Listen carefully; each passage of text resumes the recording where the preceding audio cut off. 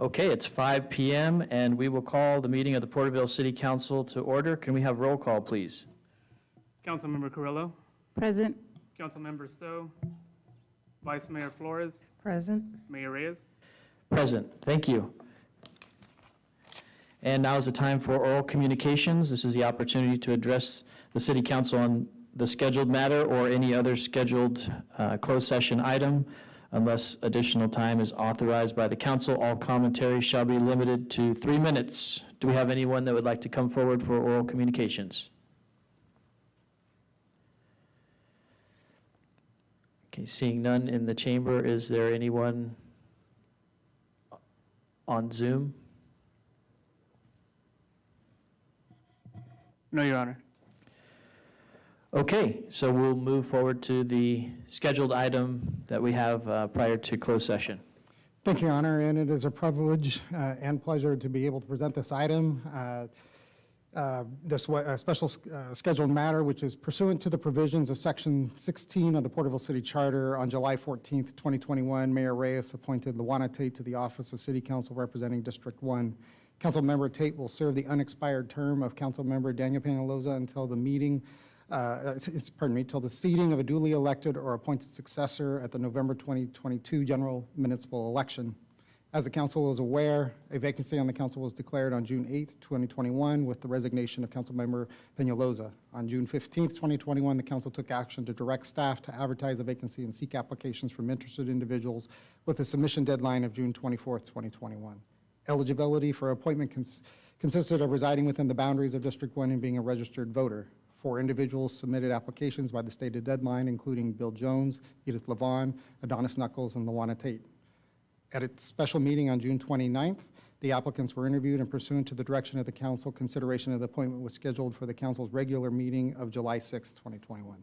Consensus was not reached at its meeting on July 6th, and no action was taken regarding the appointment. Section 16 of the Porterville City Charter provides that if the City Council is unable to fill the vacancy within 30 days from the date the vacancy occurred, the mayor shall fill the vacancy. With a 30-day period expiring on July 8th, 2021, and pursuant to the provisions of the City Charter, Mayor Reyes appointed Luana Tate to fill the City Council vacancy representing District 1.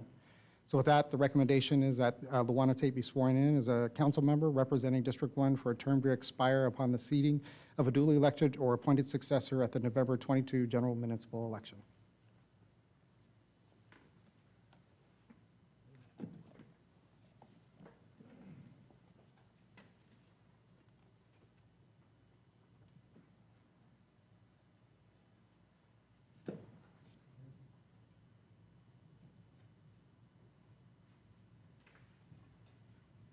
I'm going to go ahead and ask that you attest with me. Okay. So if you want to raise your right hand. I state your name. I, Luana Tate, Do solemnly attest do solemnly attest that I will support the Constitution of the United States of America that I will support the Constitution of the United States of America and the Constitution of the State of California, and the Constitution of the State of California, and that I will faithfully discharge and I will faithfully discharge the duties of the office of Porterville City Council member. the duties of the office of Porterville City Council member. That I take this obligation freely I take this obligation freely without any mental reservation without any mental reservation or purpose of evasion, or purpose of evasion, and that I will well and faithfully discharge and I will well and faithfully discharge the duties upon which I am about to enter. the duties that I'm Upon which. upon which I'm about to enter. Thank you. All right, thank you.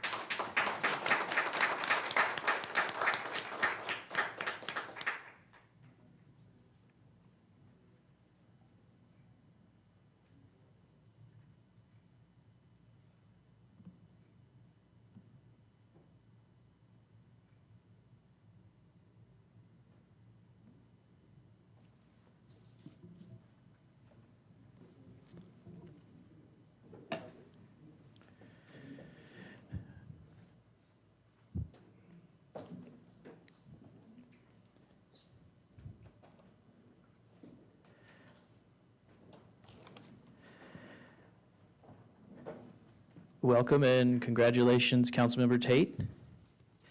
And thank you, Mr. Lawless, for reading that item, which read like a mini-series that ended Actually has been. That ended with the swearing in before closed session, which means the journey is just starting, and that also means that Councilmember Tate will get right into it with the closed session items that we're going to have coming up. So again, did you have any remarks? Yes, first of all, I want to thank Councilmember Tate for even taking this effort to join and go through the interview process. And I want to genuinely welcome you and looking forward to working with you for this term.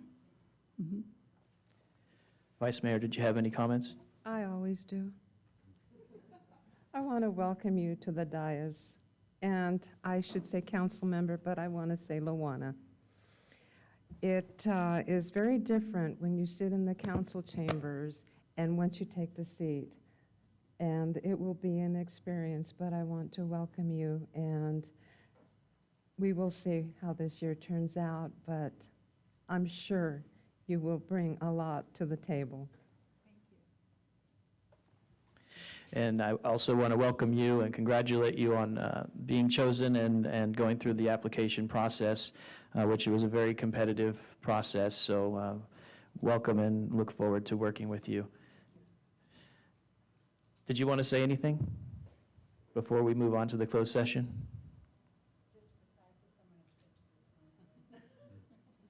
Okay.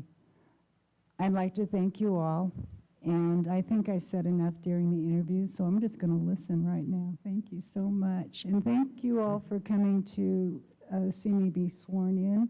It makes me feel really good to have the support of my friends and family, and that's about it. Thank you, and thank you. Great. Thanks. And so now we can move on to the closed session items. Thank you, and again, congratulations and welcome on behalf of city staff. Look forward to working with you. So thank you, Your Honor. Before the City Council this evening are 7 items for the council's consideration. The first, pursuant to Government Code Section 54956.8, Conference Real Property Negotiators, Property 38 East Cleveland Avenue, Agency Negotiator John Lawless, Negotiating Party City of Porterville and Mary Pacheco Trust, Bypass Trust, under negotiating terms and price. Item 2, Government Code Section 54956.8, Conference Real Property Negotiators, Property 256 East Orange Avenue, Porterville, California, and APN 261-150-0577. Agency Negotiator John Lawless, Negotiating Party City of Porterville and Porterville Unified School District, under negotiation terms and price. Item 3, Government Code Section 54956.8, Conference for Real Property Negotiators, Property 645 North Prospect Street, Porterville. Agency Negotiator John Lawless, Negotiating Party City of Porterville and Porterville Unified School District, under negotiation terms and price. Item 4, Government Code Section 54957.6, Conference Labor Negotiator, Agency Negotiator John Lawless and Patrice Hildreth, Employer Organizations, Porterville Peace Officer Association, Porterville City Firefighters Association, Fire Officer Series, and all unrepresented management employees. Item 5, Government Code Section 54956.9, subsection D, subsection 1, Council's Legal Counsel, existing litigation, statewide traffic safety and signs incorporated v. California Professional Engineering et al. And related cross complaints. Tulare County Superior Court case number 284137. Item 6, Government Code Section 54956.9, subsection D, subsection 3, Council's Legal Counsel, anticipated litigation, significant exposure litigation, 8 cases in which facts are not yet known to potential plaintiffs. And item 7, Government Code Section 54956.9, subsection D, subsection 4, Council's Legal Counsel, anticipated litigation, initiation of litigation, 3 cases. Staff's report. Okay, thank you. We'll move into closed session and reconvene at 6:30 p.m.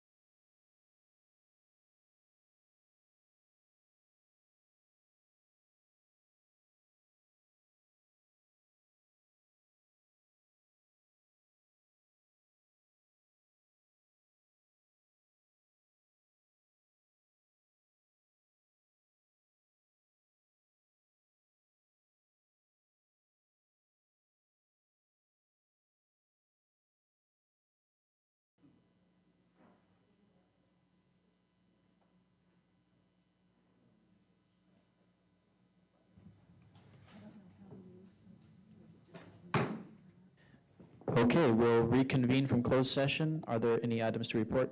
Nothing to report, Mayor. Okay, thank you. At this time, please join us for the Pledge of Allegiance, led by Councilmember Tate, followed by an invocation, so please remain standing.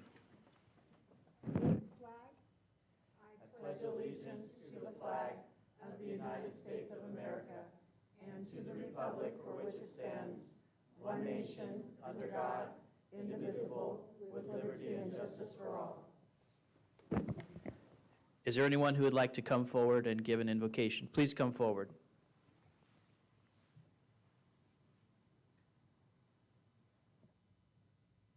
Let's pray. Our precious Heavenly Father, what a joy it is to be here tonight, knowing that you're watching over every bit of this. We do thank you for blessing us with this wonderful town of Porterville, Lord, that you keep us safe, you give us our freedoms, and you watch over us. I just pray for a special blessing on the council tonight, Lord, that your perfect will would be done in all the business that happens here tonight. We love you so much. In Jesus' name, amen. Thank you. You may be seated.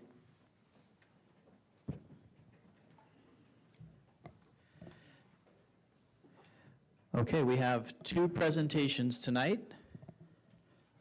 First, we have a presentation from the Census Bureau.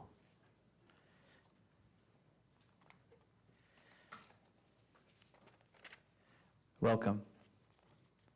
Good afternoon, distinguished and honorable Mayor Flores and members of the Porterville City Council. My name is Danita Duran. I'm your assigned team lead partnership specialist with the United States Census Bureau assigned to Central California.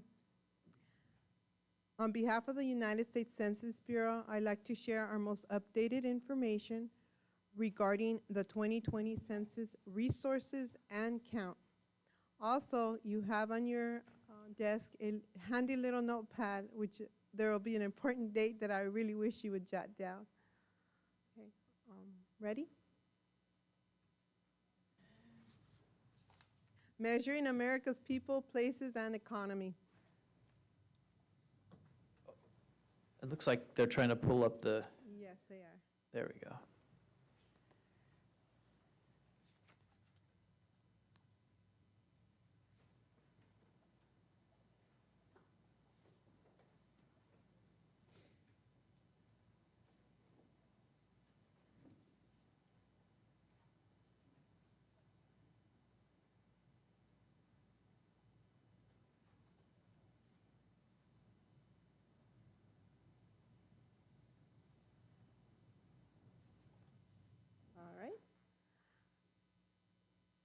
All right. Okay.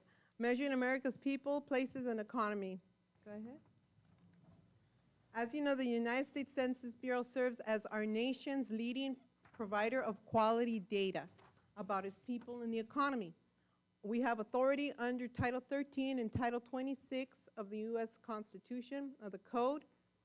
Our goal is to provide the best mix of timeline, relevancy, quality, and cost of the data we collect and serve those constituents and provide them with that information. Our headquarters is situated in Suitland, Maryland, with offices and facilities across the United States. We are situated within the United States Department of Commerce. We conduct over 130 surveys and programs each year, besides the 2020 census count. Once per decade, we count every person living in the United States, and it's mandated by the U.S. Constitution, Article 1, Section 2. Results are used for the apportionment of the U.S. House of Representatives, also used to define legislative districts, school districts, assignment areas, and other important functional areas of government. It also helps to inform how more than $675 billion in federal funding is distributed annually to local, state, and tribal governments. Go ahead. The 2020 census results. Go ahead. All right. Our first results were released in April 26th of 2021. with the United States residential population at 331,449,281 residents. As you can see depicted here, our 2010 count reflected a national population number of 37,253,956. This is a population change of 6.1%. Population density, persons per square mile, is 253.7. The density rate for the state of California is 13 out of 52.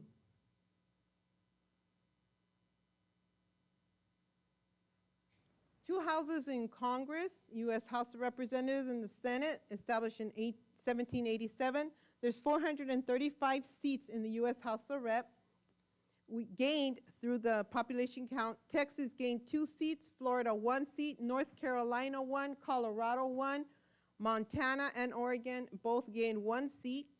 Seats lost in the state of California, Ohio, West Virginia, Pennsylvania, New York, Michigan, each lost 1 congressional seat. Census Bureau provides the states with local area population counts that they need to redraw or redistrict their congressional and other legislative boundaries. This data will be released on the 16th of August, so please jot that date down on your notepad. The 16th of August, all information will be released. Full districting data will be released by the 30th of September. For more information on redistricting, visit our redistricting press kit on census.gov, and I will send that link directly to Fernando and staff. Go ahead. Federal funding. Census data are crucial to guiding important community programs and resources across our country. The National Lunch Program, the State Children's Health Insurance Program, Temporary Assistance for Needy Families, Medicaid, School Breakfast Program, Head Start, and WIC are just some of the federal programs that census numbers help determine. Census data is used all around us in our everyday lives. Attract new businesses to state and local areas, delivery of goods and services to local markets, drawing school districts' boundaries, planning health education services for people with disabilities, creating maps to speed emergency services to households in need of assistance, planning for hospitals, nursing homes, clinics, and the location of other health services, forecasting housing and transportation needs, directing services to children and adults with limited English language proficiency. Additional Census Bureau surveys at work, measuring America's people and places and the economy. As I said earlier, besides of the 2020 count, the U.S. Census Bureau conducts over 130 surveys and tabulations across the United States. A couple of them is the American Community Survey, which is conducted every month, every year. 38 households per zip code throughout the United States. It's a very lengthy questionnaire. There's over 120 questions. The Economic Census measures the U.S. economy. It's conducted every 5 years. The Population Estimate is an annual production of population estimate and demographics components, and such as births, deaths, and migration. The American Housing Survey provides current information on size, composition, and quality of the nation's housing, and I'm sure many of you have been seeing reports on the news regarding the limited housing stock, the high cost of housing, the high cost of rent. That comes from our data. Household Pulse Survey studies how COVID-19 impacts households across the U.S. from a social and economic perspective. Now, these are just a couple of what we do.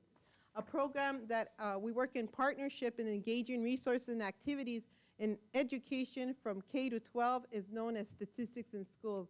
It's designed in collaboration with teachers and available free online. Educators can join the SIS Teacher Ambassador Program to access additional resources. Also aid in development materials and take advantage of professional development opportunities. Again, this is a free online website with resources. It is not used to replace education. It is only to enhance and give a better understanding so that K through 12 students understand that data and social economic information is all around them.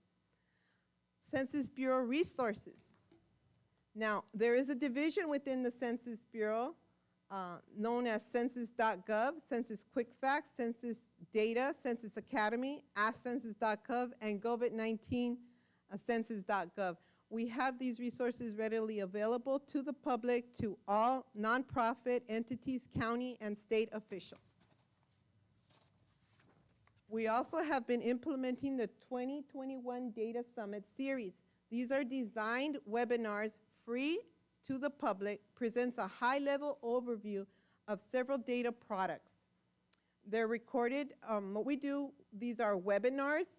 They've been taking place through early spring, from April down to August. You can visit our website at the Census Academy. You can register, and I can also send the direct links to your staff. One of our census data webinars, which would be very important, is August 10th. Migrant workers, census data for migrant workers. Since the city of Porterville is one of the main hubs of migrant agriculture, you may want to tune into this webinar, and you will be able to ask your questions in the chat box. Data Dissemination and Training Branch, a very important name to remember. As I transition out, our data dissemination team, Ms. Luz Castillo, which her contact information is posted here, she will be your data dissemination specialist. You might say, what would I need that for? Well, Mayor Flores, say you need an economic status report regarding health and population statistics for children in Porterville, and you ask your city manager, find me that information. City manager can contact Luz Castillo, and she can prepare a report for him with the demographics and social economic data needed that reflects the current needs of Porterville. Also, our services are offered to nonprofits, large and small groups. We do webinars, in-person presentations for businesses, schools, your local government organization, and each region has their own, and yours would be Luz Castillo.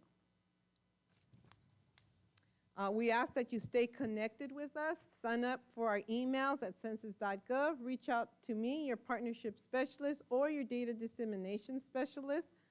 Connect with the Los Angeles Regional Census at los.angeles.regional.office@census.gov. All right, thank you. If you have any questions, or did you miss any of those two important dates, which is August and September 30th? Okay, those are two important dates. Any questions? No? Any questions, council? Mayor, I don't have any questions, but I'd like to comment. I want to thank Benita for her passion and her commitment to the census. I met her in early 2019, and as the meetings began to unfold through the Tulare County Association of Governments, they broached the countywide efforts. The city of Porterville immediately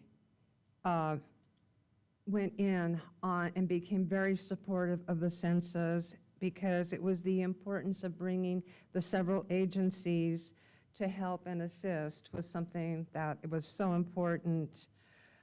The reporting status of every TCAG meeting was shared here on the council for everything that was done on the countywide effort, and our attendance and the meetings that were held for the Porterville Census Count Committee brought in a lot of the nonprofit agencies, which were the school districts as well, and other entities of nonprofit organizations that were able to participate in taking back the information to their agencies with the census. I will say that Benita Duran and her team representatives have always and were always available, and the information continues to flow through electronic correspondence. I know that we were a little set back when COVID came to the table, but it didn't stop the movement of the census. I want to give a shout out to Jenny Byers, who's no longer here, Jason Reidenauer, Claudia Calderon, and Christina Tank, who were the city staff who took on the committee and the census information and bringing the meetings to the table and doing the work, and to the city manager who immediately knew that this was one of the most important venues, having been involved perhaps in the census. This was my first time, and the importance of it because it affects many venues of many decisions that are being made in the organizations that it affects where funding comes to the table. I'm also aware that the county is going to be conducting a town hall to this regard, and I believe that it has been scheduled for August the 12th at the Comisión building on Putnam, which is their town hall meeting for census information, which is the Board of Supervisors conducting them in their district. And that's all I have to say. Okay, thank you. Anyone, any other questions from anyone else? No? Okay, thank you. Thank you for bringing the information, and thank you for the your time, presentation. Mary, and I appreciate it. Thank you. Okay, and our second presentation is a quarterly report from the Porterville Chamber of Commerce.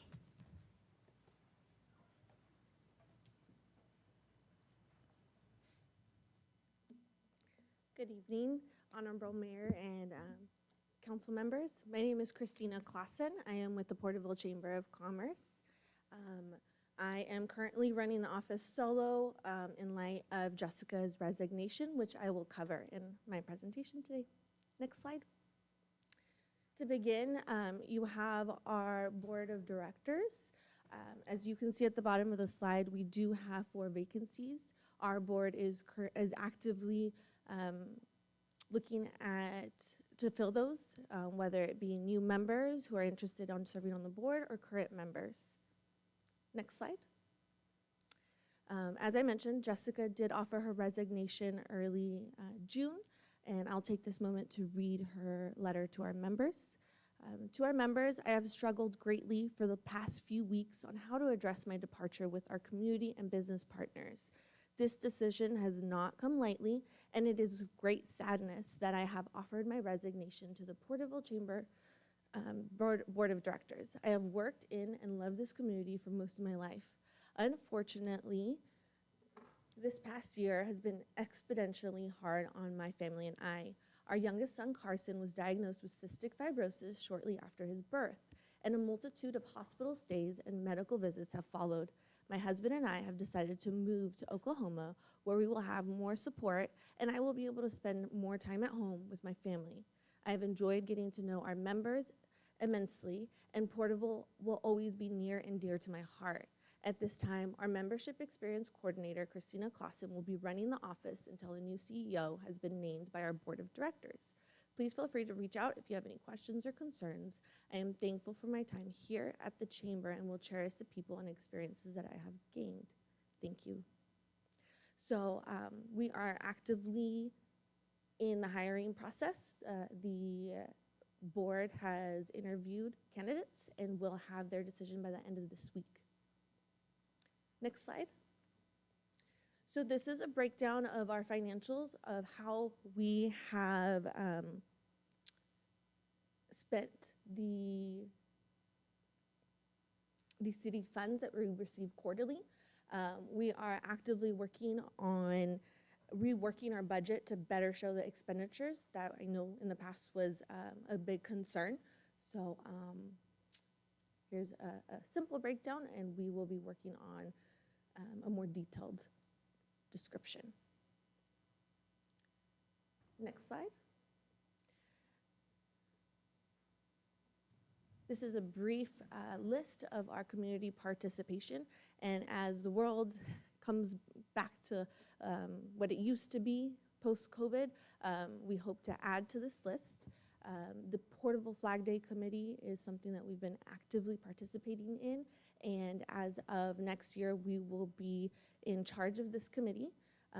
This year, our Flag Day had a little hiccup. There's some maintenance issues that are being addressed, and we hope to help fund these repairs, whether it be fundraising or really fundraising, once we determine what it's going to take to fix this issue. We are active on the Mighty 190 Committee, the Sequoia Tourism Council, and have various internships with CSET and local high schools as well. This slide gives a small breakdown of inquiries that we get in our front office. This consists of phone calls, storefront walk-ins now that we're back on our Main Street location, as well as email inquiries. For the month of May, the most popular inquiries were relocation packets, whether we printed those out and handed them out at the office or we emailed them. Business licenses were also very popular, whether it was a simple, where do I get my business license, to a detailed breakdown of how to go about to achieve getting a business license here in Porterville. And maps. Maps were really popular, whether it was, hey, I collect maps, or I want to know more details about the town. In June, we had relocation packets and maps be asked for frequently. And tourism was a huge one in June and July. Mostly it was Balch Park. People were eager to see that reopen and wanted to know the status of fire repairs. In July, we saw less inquiries, mostly tourism, Balch Park, whether it was people coming from cross country or locals that wanted to get back up in the mountains, and AC services. That was a huge inquiry as the temperatures got increased. Next slide, please. Ongoing projects. These are some projects that Jessica has already brought forward to the council, and our goal is to continue to make these happen. Cars Under the Stars is an event that we've already been having, and our goal is to make this free to the public, and we hope to achieve this by increasing our sponsorships for the night, as well as increasing our vendors, as long as it's safe to have more vendors out there. Publications is something that we see an increased request for. People want to see newsletters, they want to see the city map, they want to see even magazines about our area. So that is something we are looking to bring. And we are already active participators in the Sequoia Visitor Guide, and will continue to participate in that. Here is a snapshot of our newest members for this past quarter. Our goal is to continue to increase our membership in order to better serve our community. I'm really excited to work with these members. United States Navy has a new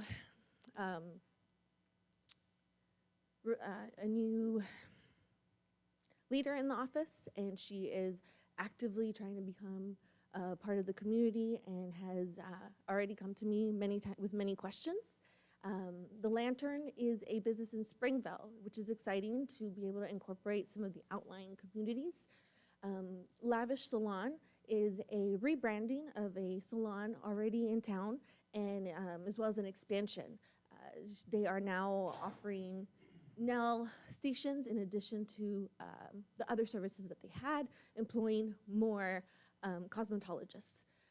Porterville Storage is a new storage in town, and they're really excited to boast a temperature-controlled storage as well as boat and RV storage. Teapot Acres is especially exciting because it grabs some of those pop-up vendors. The owner of Teapot Acres is active in pop-up events, and they've come to us with a lot of questions on how to get proper permits. So our hope is to work with them to make sure that they are getting proper permits through the city and the county for those that sell food and beverage. BDI Pollos El Güero is an exciting one because we hope to gain more diversity. This is a Spanish-speaking owner, and I have helped him numerous times throughout the few months. I am bilingual, and I know he's been in contact with the city as well in order to receive funding.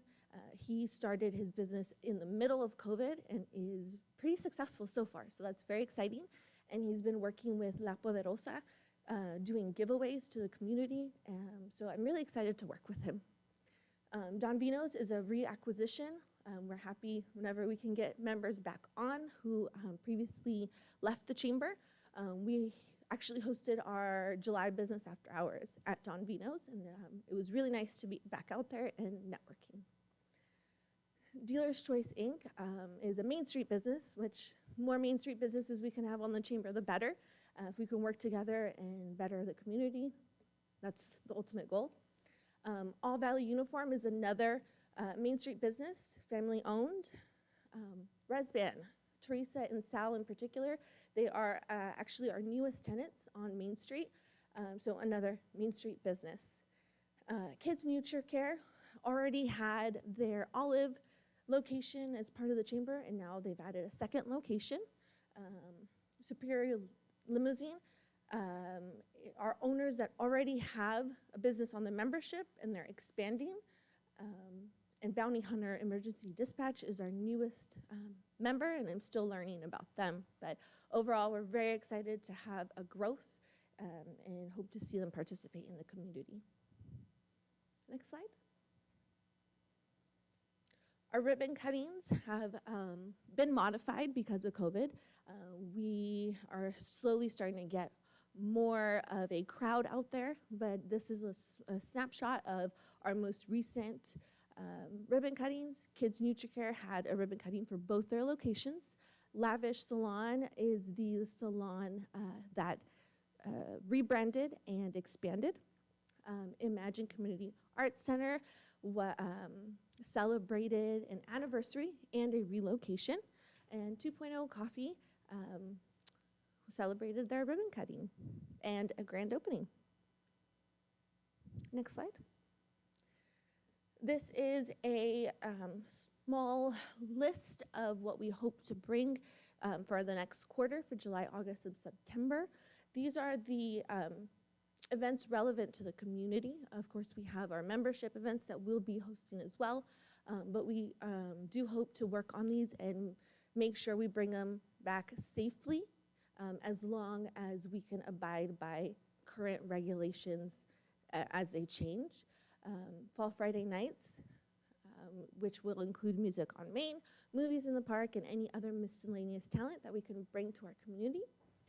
Our business showcase, I've heard a lot of requests for this, and we really hope we can bring the local business and community together again.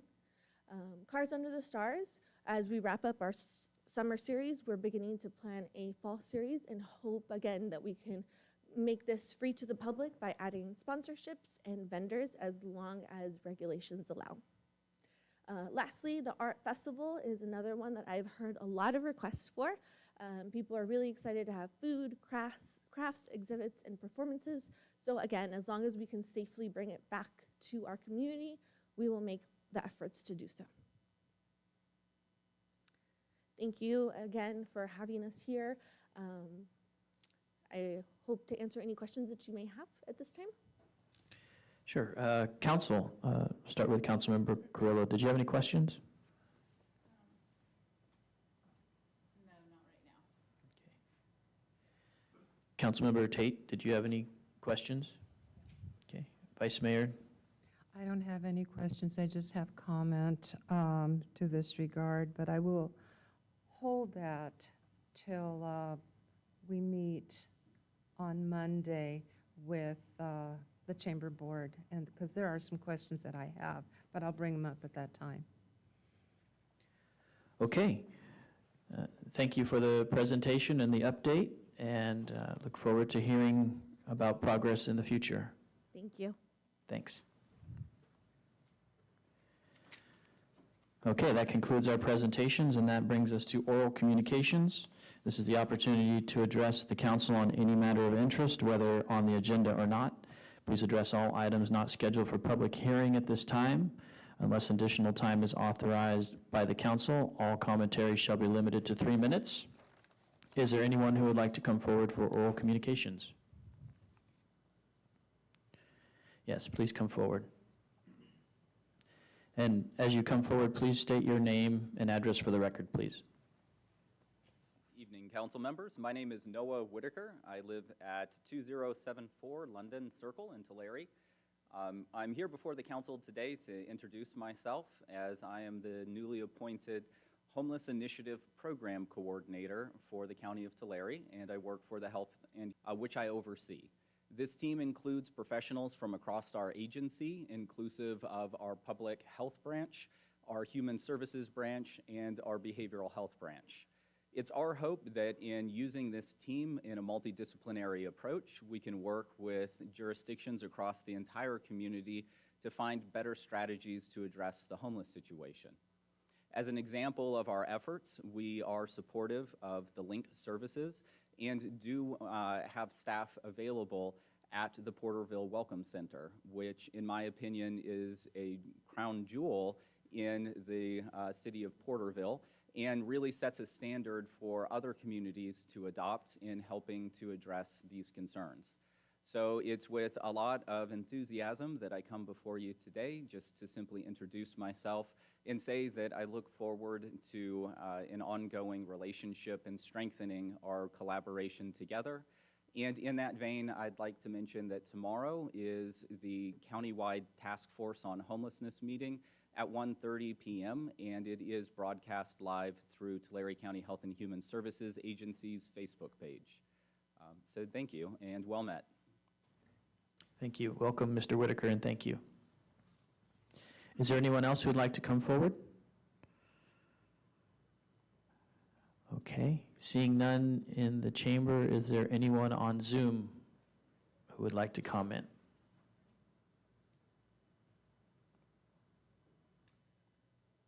Your Honor, there doesn't appear to be anybody on Zoom who would like to comment, but we did receive an email communication, if you want me to go ahead and read that. Please do. Okay, this email communication is from Brock Neely. Mayor, council, and city staff, I would like to congratulate Ms. Tate on her appointment and congratulate the city for the historical event of 3 women on the council for the first time in history. Item 3, may this item be a learning experience that the lowest price may not be the best value. The bottom 2 bidders did not mention any suspension repairs which would have had to be done and increase the final price due to hidden damage. Golden State was truthful and honest with their quote, which does include suspension repairs. Read your agenda packet carefully. Item 10, if the same person doing the engineer's report on the assessments that did the estimate twice on the Henderson Street project or the building on item 20 on this agenda, how do we really know the numbers are accurate and will be anything close to cost neutral? Item 20, we need competent staff doing estimates on projects for the city. As you know, some of these projects are time sensitive for grant and funding timelines. Hire a competent professional to do this job. Item 23, it will be futile to even review this item until you get serious about code enforcement and hire at least 2 more code enforcement officers and change to a proactive code enforcement model, as opposed to the reactive model currently in place. With the My Porterville app no longer working, how do citizens report violations? All city employees should be reporting code violations as they see them via their radios. See something, report it. And Your Honor, that is the only email submission we have so far. Okay, thank you. And seeing no other comments, we can move on to the AB 1234 reports. This is the time for all AB 1234 reports required pursuant to Government Code 53232.3. The first report is a Local Initiatives Navigation Center Committee report from the 7th, but I believe the attendee is out, so we can defer that report to the next meeting. So with that, we'll move on to the next item, which is one I'll give in relation to the Eastern Tule Groundwater Sustainability Agency meeting of July 9th. At this meeting, there was a public hearing regarding the proposed extraction fee and water study, and the public meeting was held. And I believe there were very few comments that were made at that point. There was an action taken to, the action was to consider the approval of a resolution which was setting the groundwater extraction fee, which was approved. The meeting minutes from the prior meeting were also approved. There were a few other action items that established some penalty rates per acreage, as well as accepting the scope of work for the Thomas Harder proposed work and cost estimate for the upcoming year, which was also accepted. There was also a review and considered approval, which was approved for an opt-in agreement that for split parcels for landowners, as some parcels are owned by multiple landowners. So these items were the action items that were approved. There were also other discussion items, but as far as actions, just the bills and warrants that were proposed were also accepted and approved. And the next item, or the next meeting, will be August 5th at 2 p.m. Did I miss any items, Mr. Knight? Okay. All right. So we'll go ahead and move on to the next report, which is unless there's any questions from council. And if there are any questions that have to do with the actions that were taken or any of the public hearing results or the discussion that was in the public hearing or the approved actions,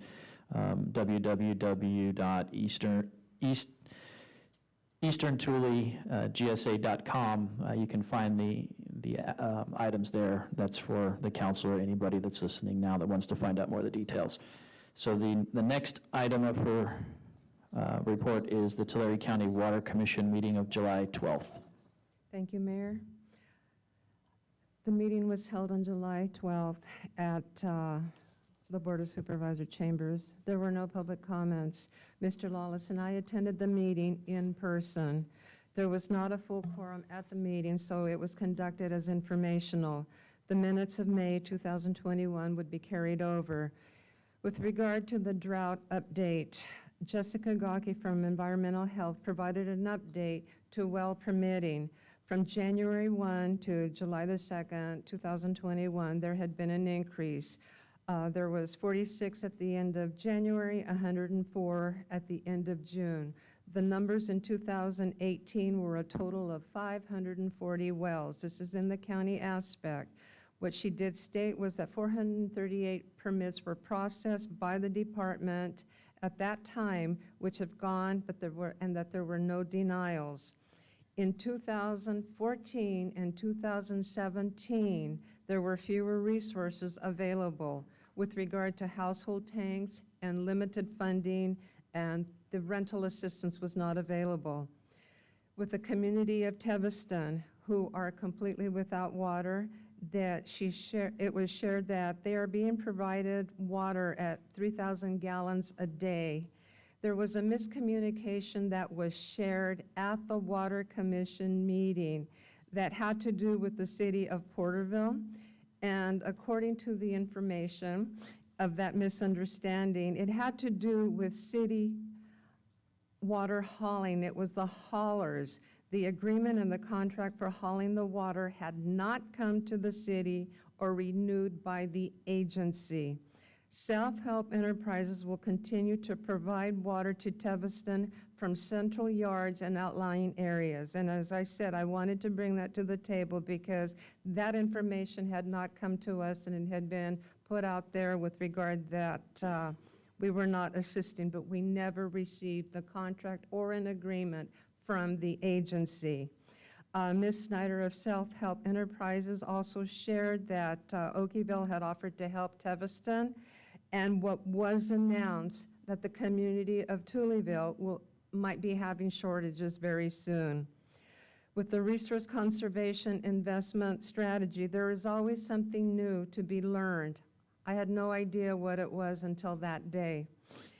It was an informational PowerPoint presentation which was provided by a Mr. Aaron Gabby for the Cahuilla Subbasin with regard to an RCIS. What that is a voluntary, non-regulatory, and non-binding conservation assessment that includes information and analysis relating to the conservation of species, their associated habitats, and the conservation status of the RCIS land base. Any public agency can develop one.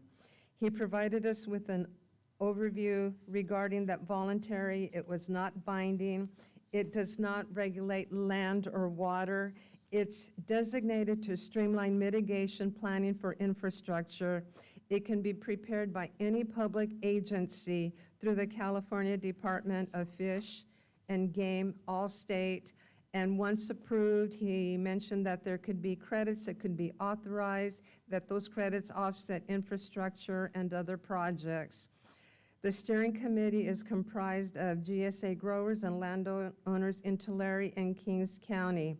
That if anyone had any questions with regard to this document or required any information, they were encouraged to contact aaron.gab@icf.com. The legislation update that was provided, the committee had not met. It was highlighted that the Assembly bills 252 and 350 had moved. Senate bills 222 and 223 were scheduled for hearings. More updates will be provided as soon as information becomes available and the committee meets. There currently are Water Commission vacancies for District 1 and 3, and if anyone has an interest in those districts in the county, they can go onto the website. There were staff reports that were provided with regard to SIGMA implementation and with regard to the Tulare Kern DAC program. The next meeting is scheduled August the 9th. Okay, thank you. Are there any questions about the report?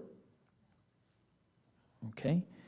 And the next report on the list is for the San Joaquin Valley Air Pollution Control District Governing Board, which was dark in the month of July, so there was no meeting to report on. However, there was a meeting on the 12th of July for the Tule River Improvement JPA, which I'll just give a brief, which I was in attendance, I'll just give a brief update.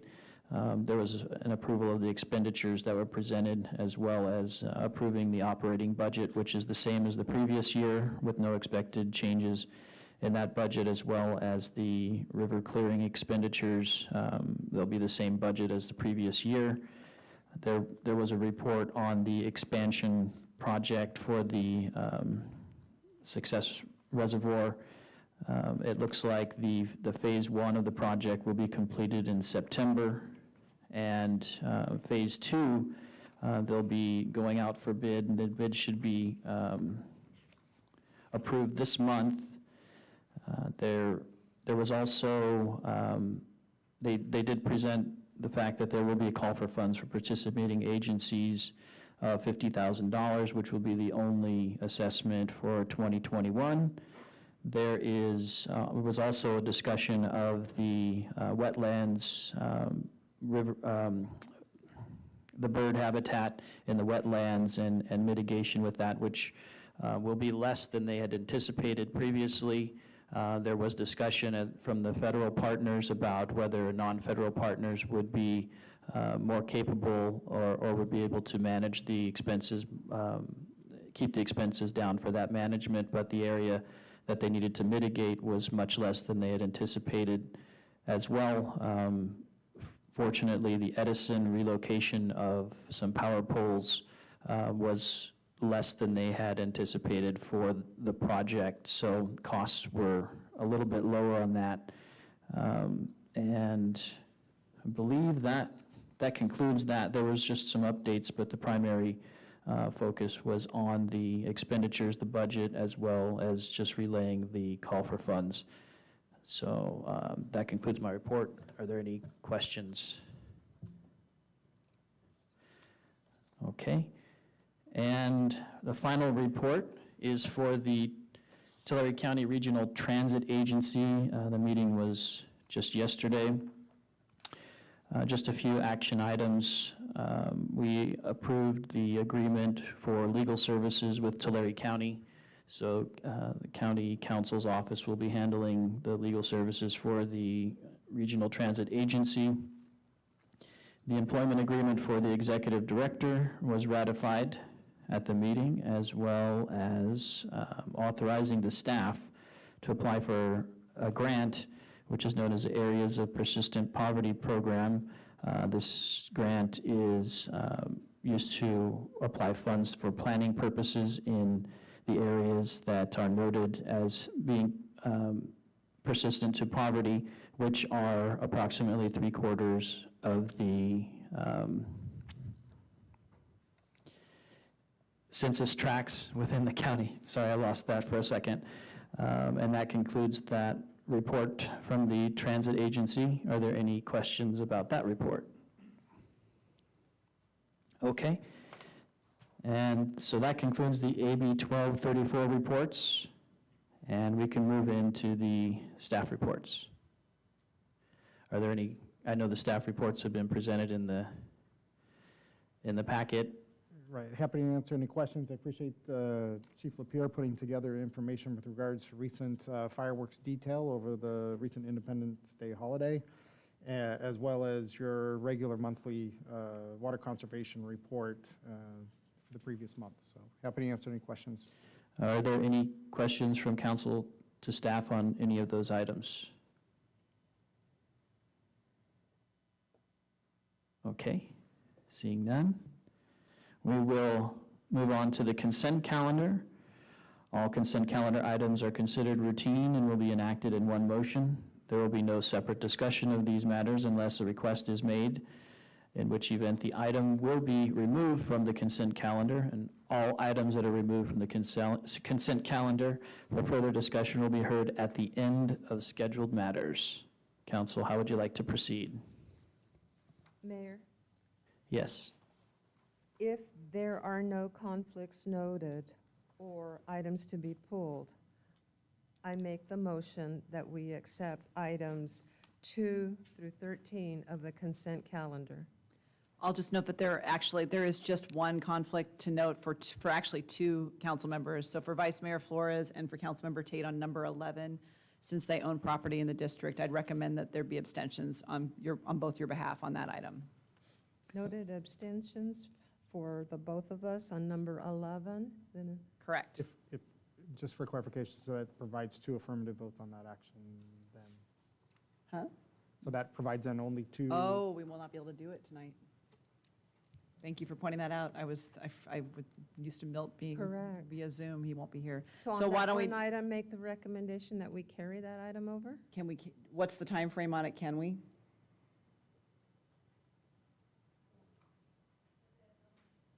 Number 11? This is a matter of scheduling the public hearing for oh, no, I'm sorry, this is the. This is actually to adopt the draft resolutions. For annexation assessments. Can it be continued to the next meeting?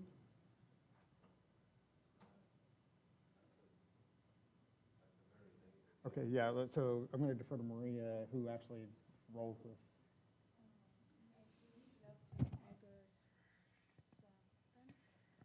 County, for the county. We just need to have the rules sent to the county before August the 9th.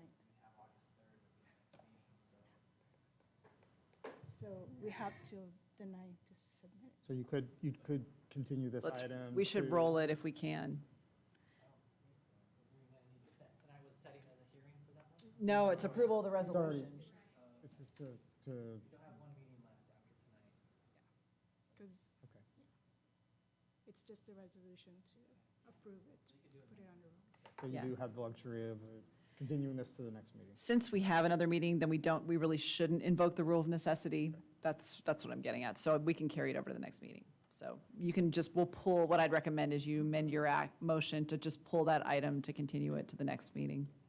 Pulling item number 11 Yeah. for noted conflict per legal counsel direction, we will carry that item over. Then I make the recommendation that we accept the consent calendar as submitted. Okay, we have a motion to roll that item over to the next meeting, as well as noting any conflicts. Is there a second? I'll second. Okay. So we have a motion and a second. We'll go ahead and, we'll call for the vote. We can use the button since, okay. So we'll go ahead and call for the vote.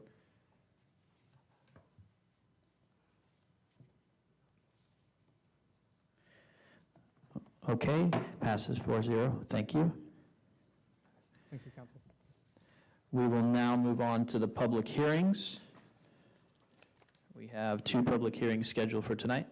Thank you, Your Honor. Next in order would be the consideration of the public hearings, two of which have been scheduled. The first to consider a modification to conditional use permit, PRC 2021-1019, Arco Car Wash, and Mr. Reitner will provide the staff report. Thank you, Mr. Lawless. I've asked Mr. Zepeda to provide the staff report.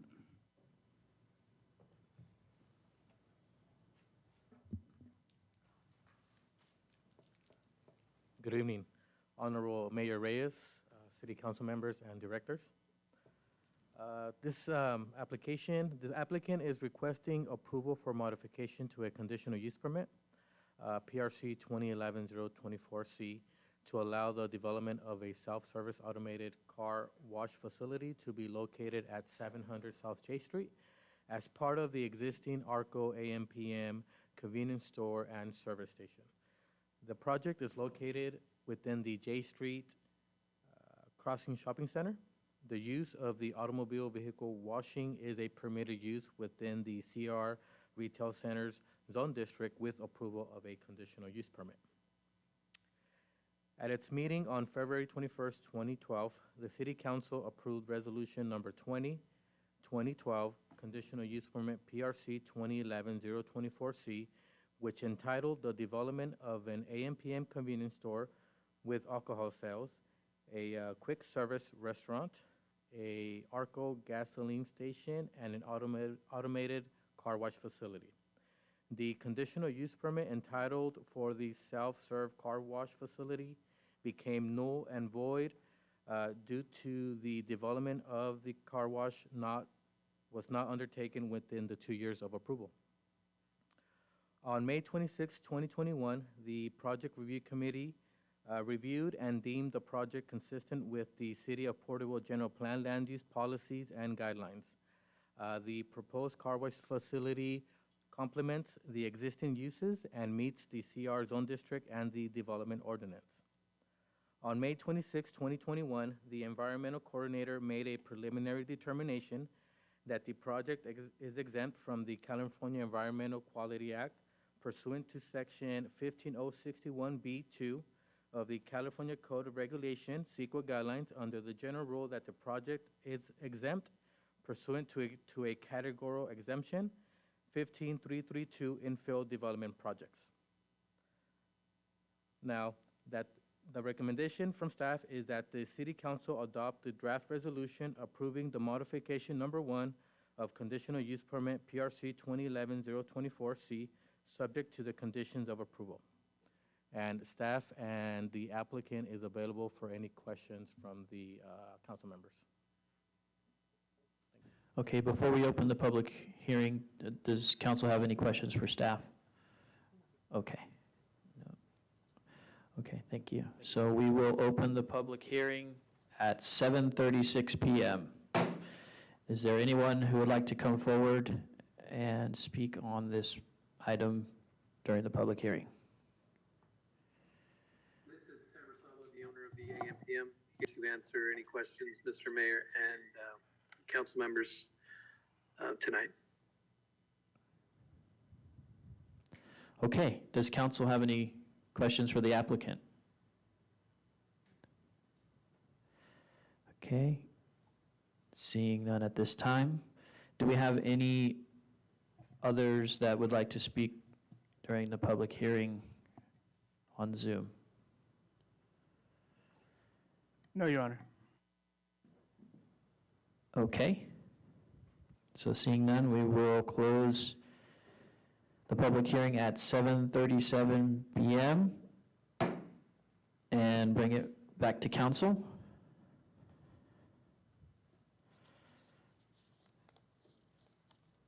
Council, how would you like to proceed?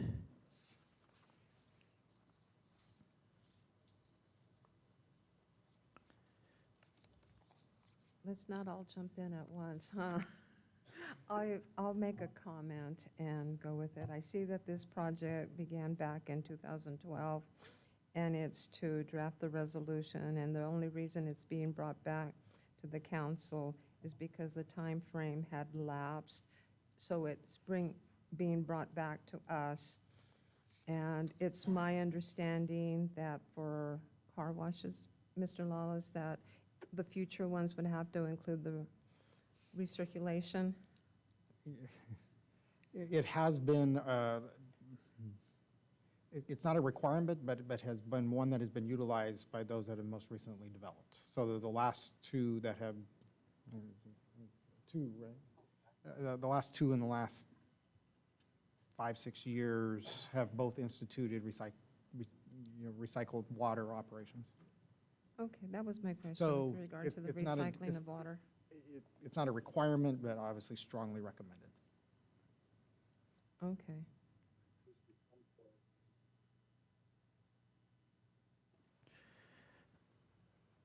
So then I suspect that would be a good question for the applicant. That would be a fantastic question. So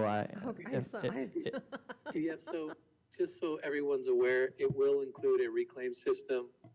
That way it recycles the water, correct? Okay, very good.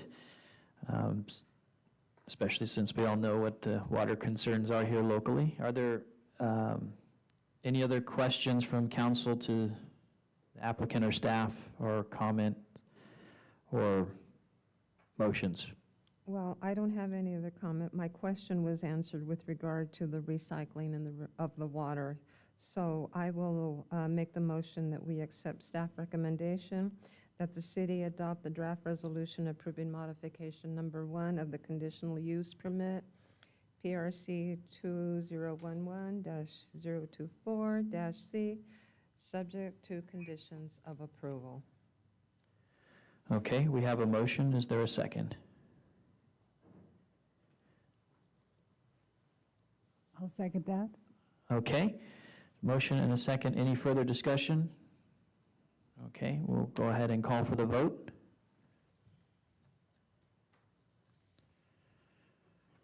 Okay, passes 4-0. Thank you. Thank you. And we'll move on to the second public hearing, item 15. Thank you, Your Honor. The next item is to consider establishing landscape and lighting maintenance districts and tax assessments for parcels within Summit Estates 2, Phase 2, and Royal Oaks. And I'm gonna leave it to either Mr. Moore or Mr. Morris Sanchez. They can tag team on this element. So I'll bat lead off. I'll go ahead All right. tonight. Thank you, Mr. Lawless, Honorable Mayor, and members of the council. New subdivisions within the city are required to petition for the formation of a landscape and lighting maintenance assessment district. The districts are formed to secure funding from parcels within the subdivisions for operational and maintenance expenses of any public lighting and any public landscape areas. The city utilizes the authority governed by the 1972 Lighting and Landscape Assessment Act to create a district for each subdivision. Thereafter, every year, a process must be followed of evaluating maintenance needs and establishing an assessment to be placed upon the tax rolls for every parcel within each district. The attached resolution to the staff report tonight is necessary to initiate the process of creating new districts for 2 subdivisions. The resolution orders the formation of the new districts, approves the engineer's report which accompanies this report, and declares the intent to levy and collect tax assessments. Staff's recommendation is that the City Council conduct a public hearing to receive public comment on establishing landscape and lighting maintenance district numbers 55 and 56, and adopt the draft resolution approving the engineer's report and assessment method. That concludes staff's report. I'd be happy to answer any questions. Any questions from council for Mr. Moore regarding this item before we open the public hearing? Okay, so we will open the public hearing at 7:42 p.m. Is there anyone who would like to come forward to speak during this public hearing? Okay, I don't see anyone in the council chambers. Is there anyone virtually? No, Your Honor. Okay, going once, going twice. So we will close the public hearing at 7:42 and bring it back to council. How would we like to proceed? Since we didn't have any comments in the council chambers nor virtually on Zoom, I make the motion that we adopt the draft resolution approving the engineering report and the assessment method. Okay, so there's a motion. Is there a second? I'll second. Okay, we have a motion and a second, so we'll go ahead and call for the vote.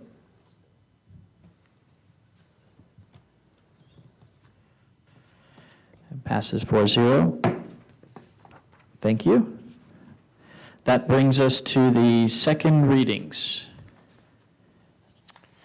Thank you, Your Honor. So before the council this evening is 2 second readings. The first being to give second reading to ordinance number 1886, approving a development agreement between the City of Porterville and Coast to Coast Caregivers Corp., DBA Culture Cannabis Club, and Jovita Franklin relating to the development of a retail cannabis dispensary. This was considered by the council after scheduled public hearing at your last meeting, coming back for second reading with approval this evening to become effective 30 days following.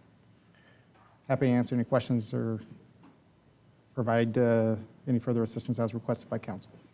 Okay, any questions for staff or motions regarding this item? No question.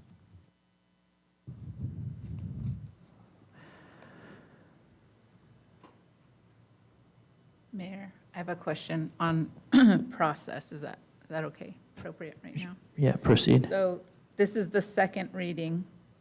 So what occurs exactly? Okay, so if the council approves the second reading, then the ordinance is approved.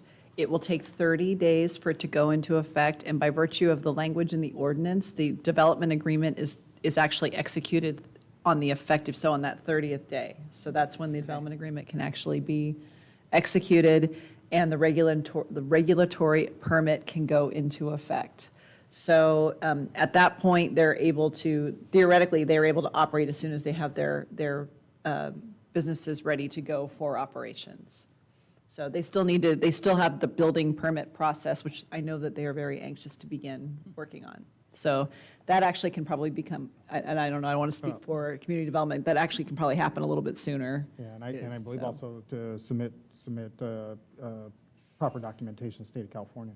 Right, they'll also need to get their license. So they can't operate until they have their license, but they're able to get they're able to now get those processes going. Yes, council, if approved tonight, and we'll be accepting the building permit applications for review, and upon approval of meeting all the conditions, those would be building permits theoretically could be issued on those after Right. 30 days. So the council tonight would, if we were going to approve, a motion would need to be made and second. This and is, voted. yes, this is Okay. your final, the second reading is your final approval of this item. Okay. Is the council's final approval of this item. And I think it's important to note, if there's any substantive changes that occurs of the ordinance now, then it would probably be, depending on the substance of the change, would be. It'd have to go through determination first is- and second readings again. Again, to Yeah. be go through reading. Okay, thank you. Correct. Okay, thank you for the question. Are there,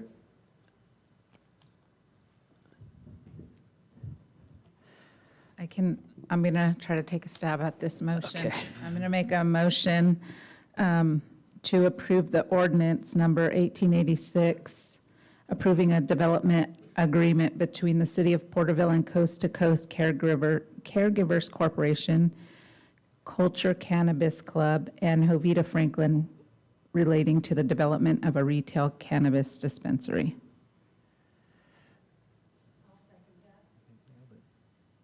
And just for clarification, that is also, and that's included in that motion, is to waive for further reading other than by title only? Yes. Thank you.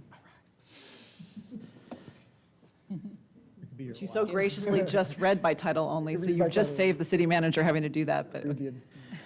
okay. Councilmember Tate made a second. Okay, so we have a motion and a second. Is there any further discussion? We'll go ahead and call for the vote. Passes 4-0. Reading by title only, Your Honor, ordinance number 1886, an ordinance of the City Council of the City of Porterville approving a development agreement between the City of Porterville and Coast to Coast Caregivers Corp., DBA Culture Cannabis Club, and Jovita Franklin relating to the development of a retail cannabis dispensary. Okay, thank you. And we'll move on to the second of the second readings.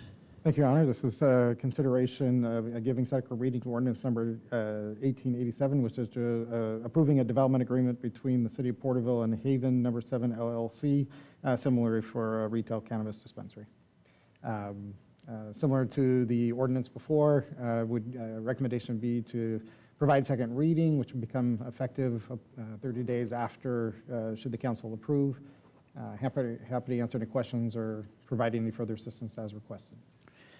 Okay, any questions from council for staff? If not, I'll entertain a motion.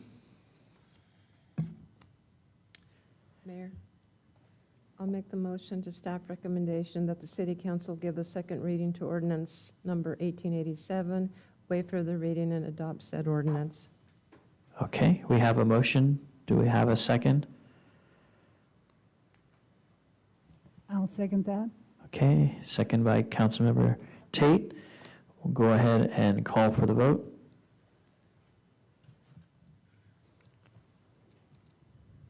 Passes 4-0. Thank you. Reading by title only, Your Honor, ordinance number 1887, an ordinance of the City Council of the City of Porterville approving a development agreement between the City of Porterville and Haven Number 7 LLC relating to the development of a retail cannabis dispensary. Thank you. And that brings us to scheduled matters, starting with item 18.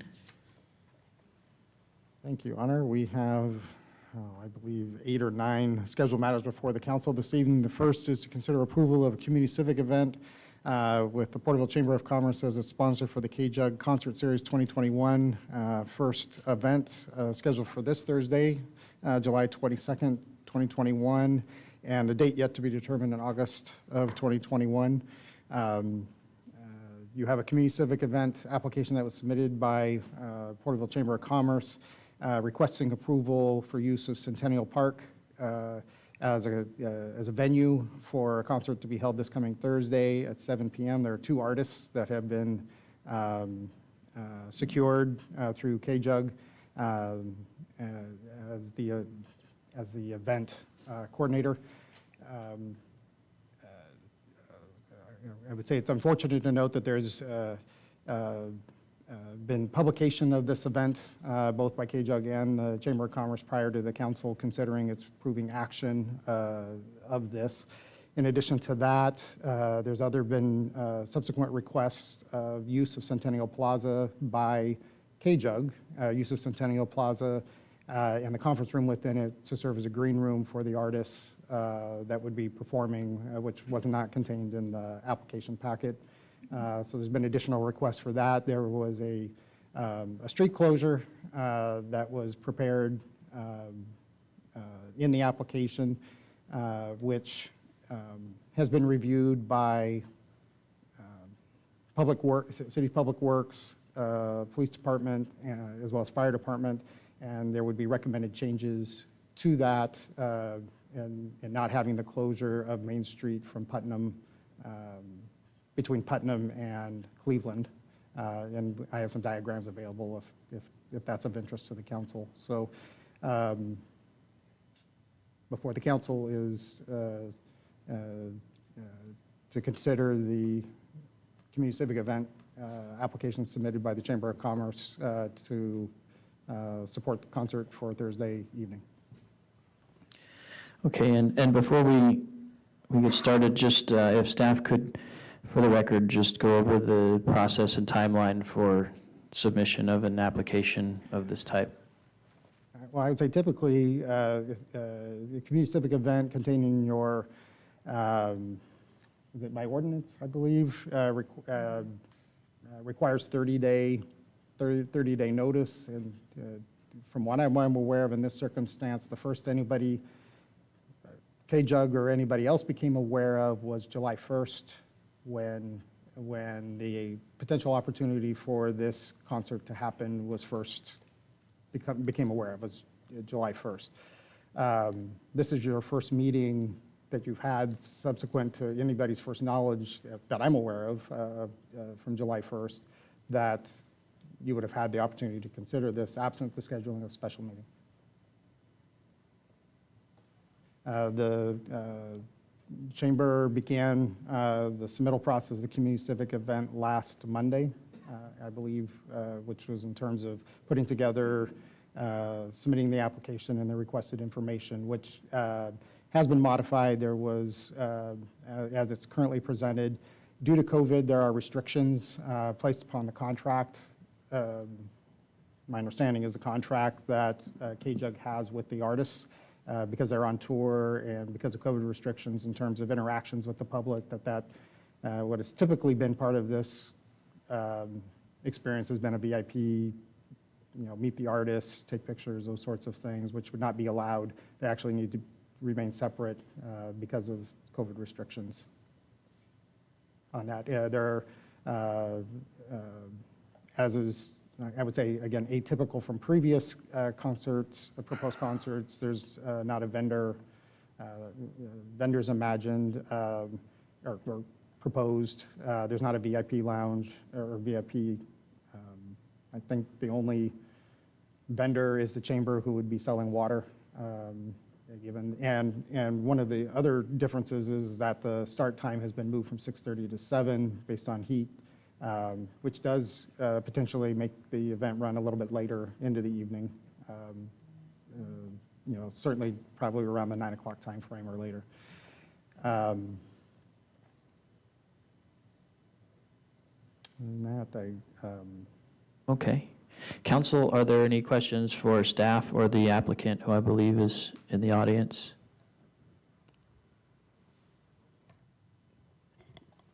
I have, a lot, I guess.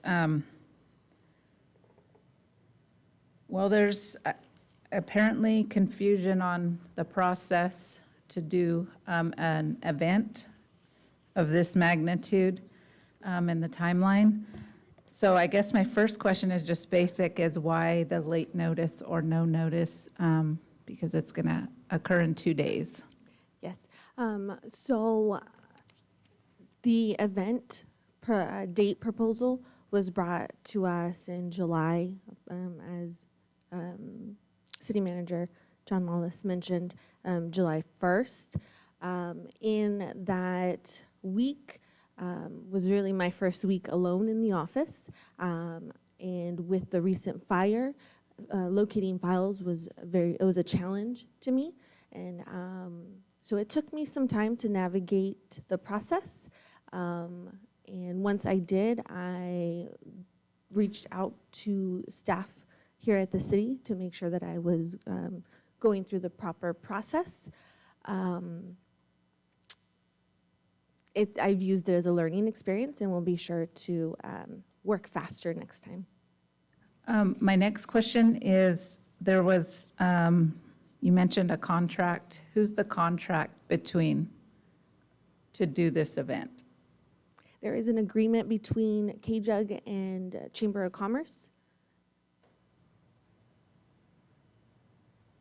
So this type of event, I've attended in the past as a community member, and also worked for the tribe at the time when a request for bleachers was requested for this type of event. And I just know, just from that very minor, small interaction, it was a lot, with the staff that we were working with the city. I was just wondering what kind of impact this has on the city staff at this point, being in 2 days, meaning manpower, planning, safety, and cost.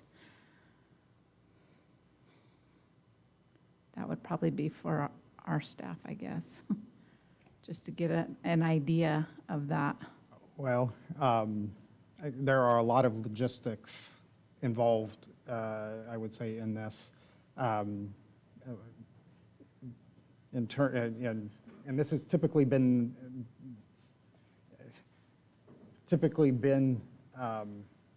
in large part city support I would, in terms of what expense, it's probably $7,000 is what I would, when you look at total cost of manpower, staff time involved, that's going to be law enforcement presence, assistance of fire, assistance of public works in providing barriers. And I think it's an important raise when I raise this, is that we haven't done this in 2 years. And 2 years ago, we were very concerned. It was fashionable at that time for people to take vehicles and run them through crowds. And so the last time we did this, we pre-positioned buses at intersections to avoid, to protect the public, and I think through COVID, we purchased the plastic K-rails that can be used, and we use that to support our outdoor dining applications, and those could be, in lieu of buses, those can be pre-positioned, and public safety and public works have coordinated in that regard. But I think that's an important point to remember, is that the safety of those that are attending, this was a huge concern 2 years ago, and as you know, there's been a pause that's been put on that through COVID. So the hopes is, still to prepare in the event, to ensure that doesn't happen. The city carries special event coverage for activities on Main Street, namely your parades and events of this nature, which is additional insurance to protect its liability. I know that the chamber was trying to still work through their certificate of insurance. I don't know if that's been... Yes, as of 7:06 p.m. this evening, I did receive an email from our from Darren from Insurica regarding our policy, and he will have that certificate first thing in the morning for us. We had some issues with that because our policy was up for renewal this last weekend, and they had a lot of questions regarding the claim for our fire that happened in 2020. But again, as of 7 p.m. this evening, I got confirmation that we will get all of that taken care of first thing in the morning. So, and then in addition to that is, so with the expectation of attendance between 500 and 1,000, the securing of portable restrooms and the provision of those, which I believe it's a request that the city provide that. Is that a... I believe that's what's happened in the past, and so we're going off of that, yes. Okay. And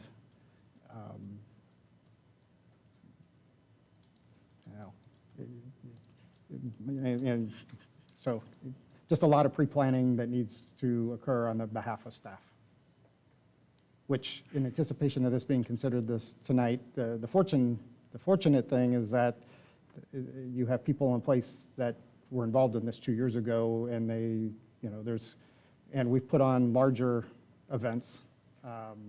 Freedom Fest is a good example where the city itself has, has put on an event for 10,000 people at the sports complex. So we're fortunate to have, law enforcement, fire, which did an assessment of this as well. And in recognizing we're still in COVID, even though that there may be, this would be an allowable event underneath the beyond the blueprint guidelines for outdoor events. The fire department did an assessment based on an expected attendance up to 1,000, and then allowed a buffer. And I don't want to speak for the fire chief here, but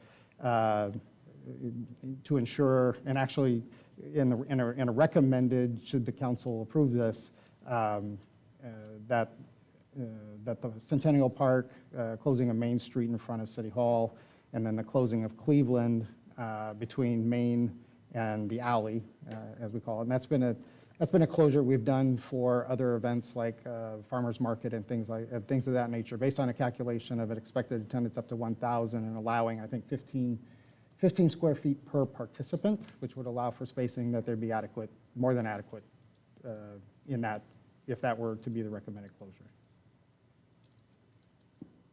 Thank you. That's all I have right now.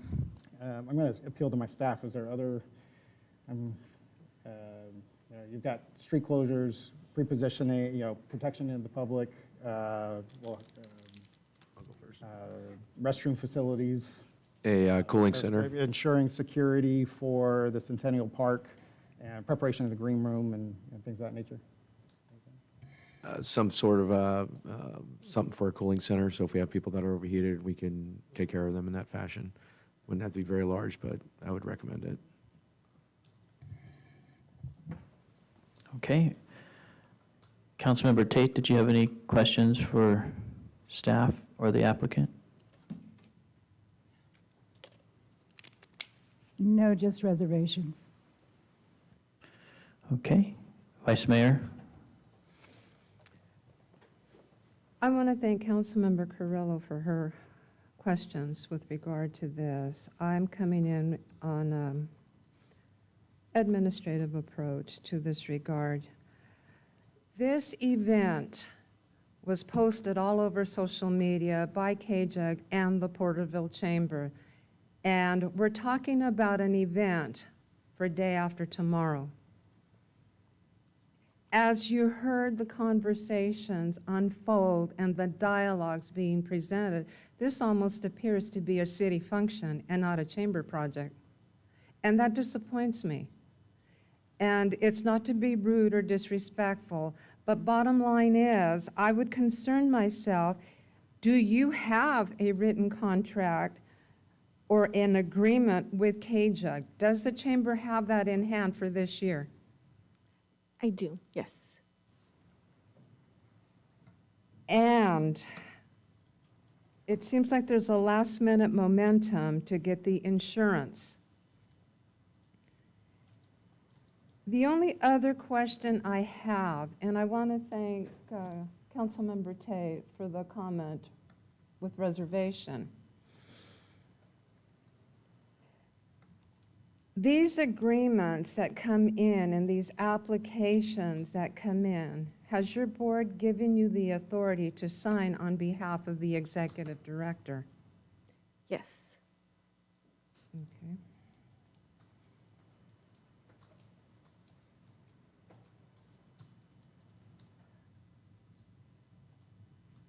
I'll reserve comment, Mayor.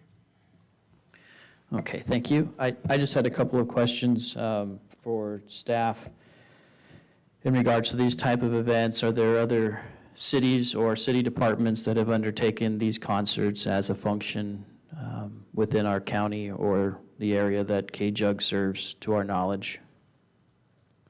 Have they occurred in other communities? Do other cities sponsor these events, or typically who are the sponsors? Typically, the chambers are the sponsors.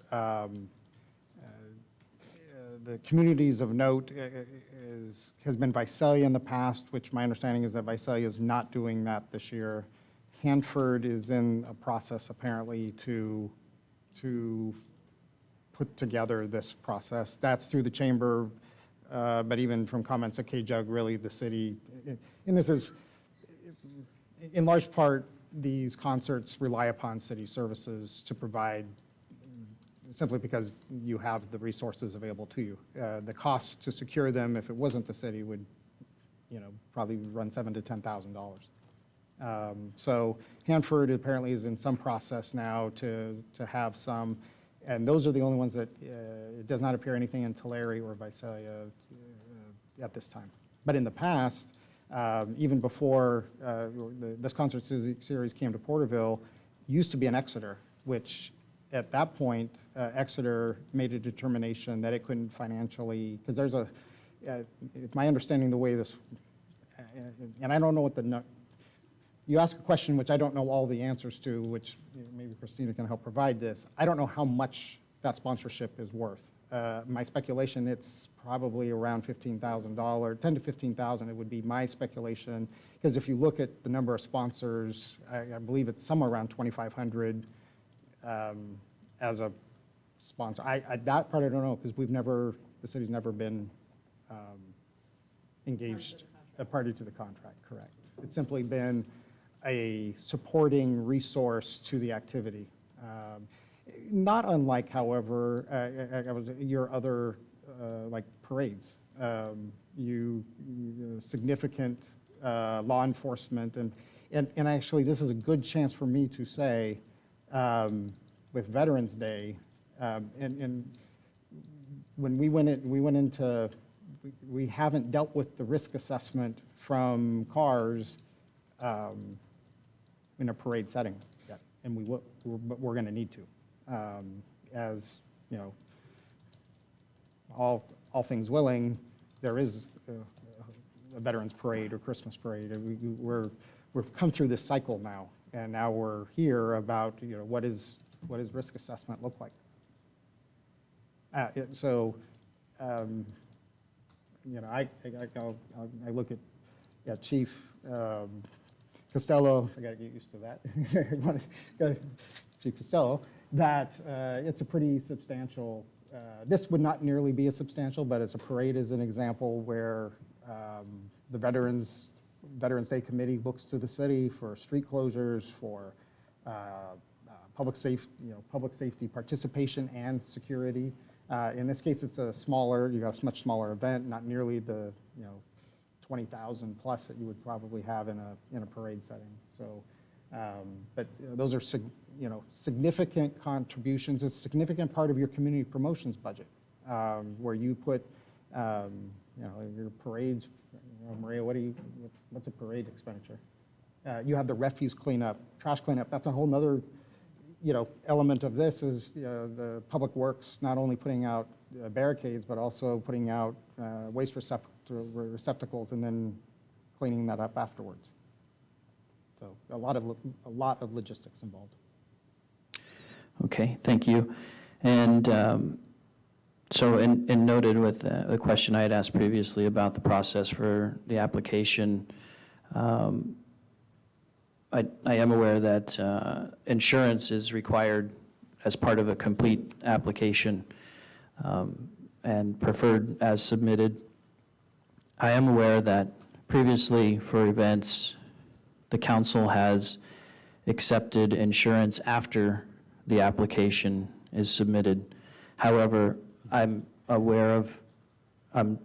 not aware of an occurrence where an event has been approved and insurance has been presented after approval of an event, especially with 2 days between, because my concern is that, at least I don't know about the rest of you, but I feel put over a barrel.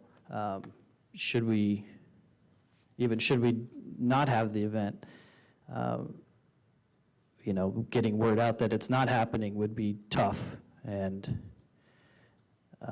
should we not get the insurance, not having the event and getting word out that it won't happen would be tough. And I'm not prepared to be over that barrel because I don't know how deep the water is in that barrel. So that's what makes it hard for me. I asked about other cities because if other cities are sponsoring these events, seeing that most of the resources are coming from the city, I would be willing to consider the city taking this event and going with it because of how hard it's going to be to stop this event from happening if we do deny it and leave it to another sponsor. But understanding that that may not be the case, I still have trouble with not having the insurance at the point of tonight, because even if we approve it pending the insurance and the insurance doesn't come, there's no way to stop this train from colliding with another train. I do have a comment regarding the insurance. I could have provided the policy requested, but it would have expired before the event because of our policy renewal, if that makes any difference. Mayor, may I comment? And I have a question, and I'm looking, and I'm just putting it out there. If this, I'm having a problem with it, but if the city were to take on the sponsorship and be the person, and it's no longer becoming the chambers, then that would be in a process of discussion when we meet with the chamber board, that if this becomes the city's, does that investment that we make to the chamber get reduced of the $35,000? And the next question that I have would be, and I'm putting it out there, if there is a dollar amount that gets paid by the chamber to KJUG or someone in a dollar amount, and if we're still making the investment, would those funds be coming out of that money? So I'm torn in the logistics from the beginning to where we are right now, and I fully understand that this is an event that has happened before, and I've attended all of them. I've been to all of them since they started. So I am torn, but I'm going back to the framework of all the work that the city staff does, because I don't believe if it was just the one sponsorship that it comes in under the chamber, that it would be equipped to have all the resources put out to the table for that event without city staff. So that's a decision that, I mean, we're torn. I'm torn with it. I think, what I'm struggling with is that there's been no events like this for more than a year, anywhere. And, and frankly, I feel the laissez-faire attitude to have this event really puts at risk not only public health and the thought of, what is actually at stake, because having no events like this for the last year, we don't know what the turnout's going to be. This could bring people from all over the county. This is probably the first one of these that's happening in the entire county. And to not have regard for that situation, I think, is setting it up for failure, if not tragedy. So that's where I'm sitting, and this would be for, anything at stake at this late hour with this potential set of consequences. So I'll let others speak if they wish.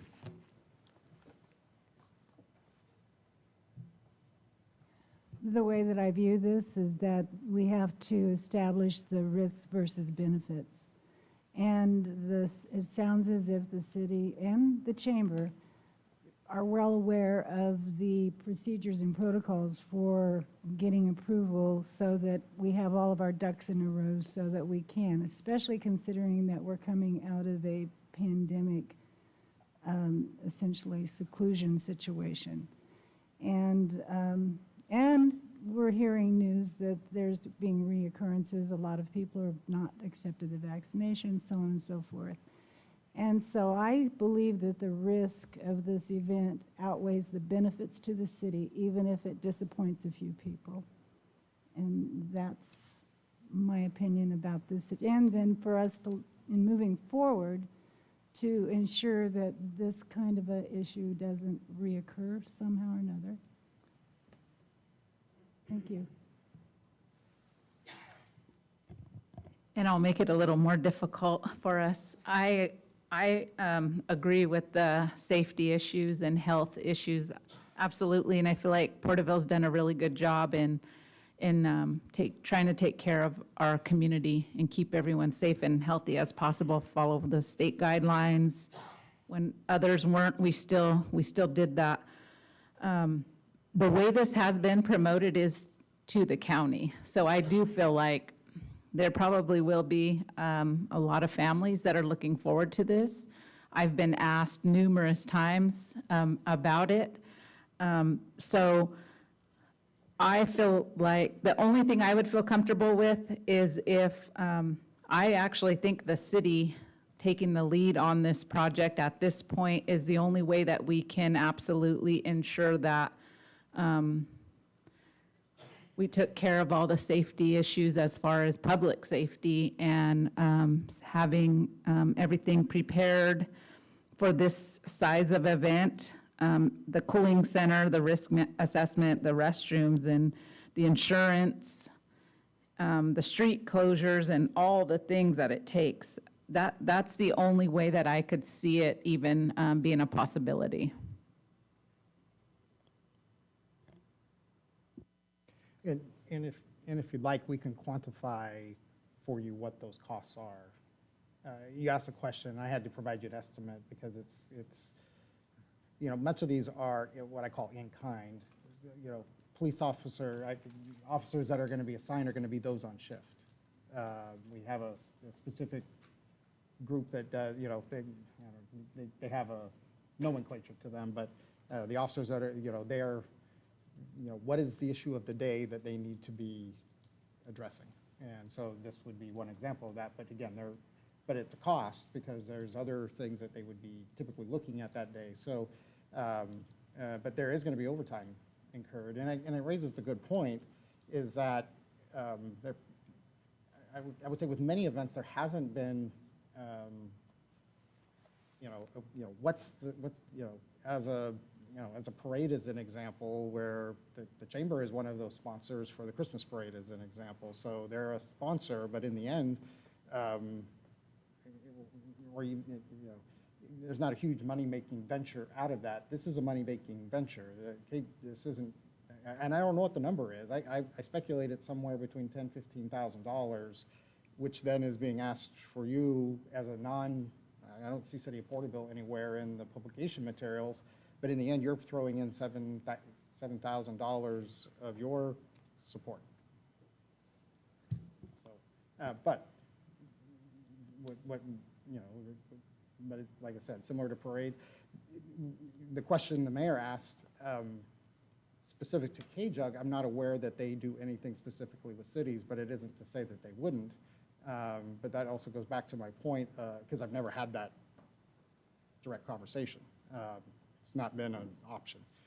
But that to say, the city does its own events. I used Freedom Fest as an example, which is much larger and entirely city planned and with some assistance from the tribe. They've helped in some capacities to that, namely financially as well. And then it ultimately became a self-supporting event through after seed money on behalf of both, but largely staffed by the city. And then we have Pioneer Days, which is another example of a community festival, again, planned entirely by the city and administered. And I think the Arts Festival started that way as well. So started as an Arts Commission activity and then expanded into a joint venture with the Chamber over time, as that was referenced in the earlier presentation. So I don't know, Donnie, if I left, you've got, something that your department does is planning these types of events. So in answer to your question, I'm not aware that KJUG is doing anything specifically with the city, but it isn't to say that they wouldn't, or that the city wouldn't be competent to do it. Already, all the logistical things I just spoke of it's all city resources.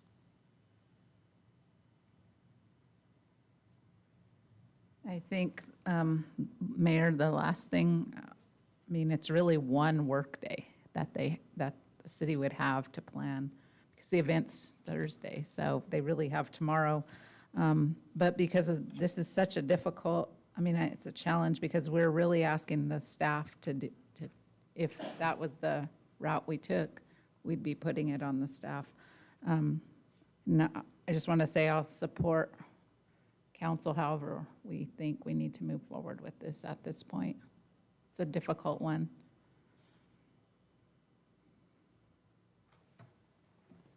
Right, and as far as the parking notifications would need to be posted almost immediately for...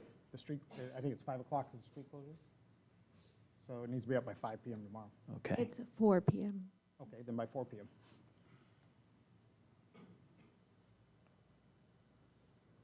Okay, so how would we like to proceed with the item?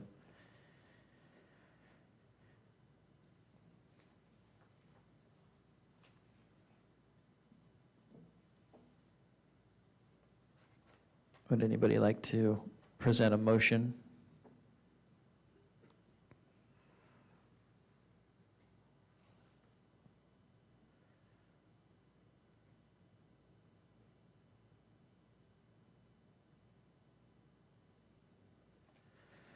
Well, seeing that there's nothing presented, for sake of, there's really two tragedies here. The one that could happen if we let things organically form by having a collision.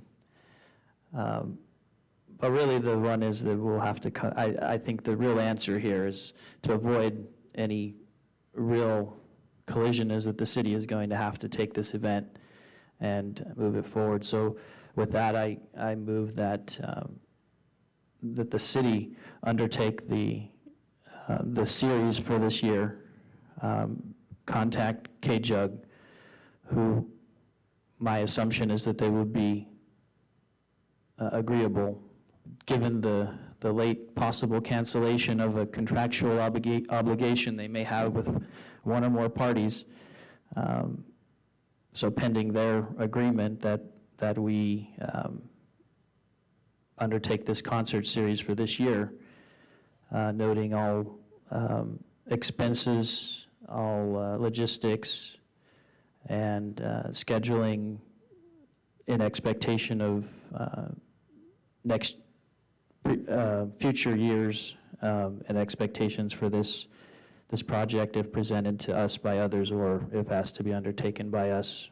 So again, noting financial obligations or costs related to staff. So that completes my motion, but just also noting that we're estimating what those costs are right now without really having a figure of count, because it's all been in collaboration. So again, just to restate my motion is that we undertake the concert series for this year, and that's pending an agreement with KJUG.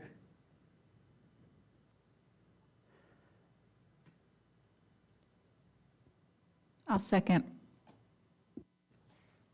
So Okay. Can I ask a question for clarification? Please. Because I know I want to check with somebody who does this. So, like when we do Pioneer Days, I want to look at Patrice as well, just to, so anything unique we need to do? Typically, we come, like with Pioneer Days, we talk about here's the event, street closures, because only the city council, I want to make a couple important things. Only the city council can close streets in a non-emergency circumstance. It's in the city charter. We've tried to find resolution to that, but there isn't. The chiefs can close a street based upon an emergency circumstance, which obviously this wouldn't meet the criteria. So only the city council can close a street now. So, and then we have, according to it's an ordinance, I believe, that stipulates the community civic event process. So, and that's what it talks about, and I think it says, precisely the language, I mean, the council has accommodated the 30-day stuff in the past. But that's why I want to go back. So typically, we don't have any particular, because what's being said here is similar to Pioneer Days. So if we're going to run with the ball,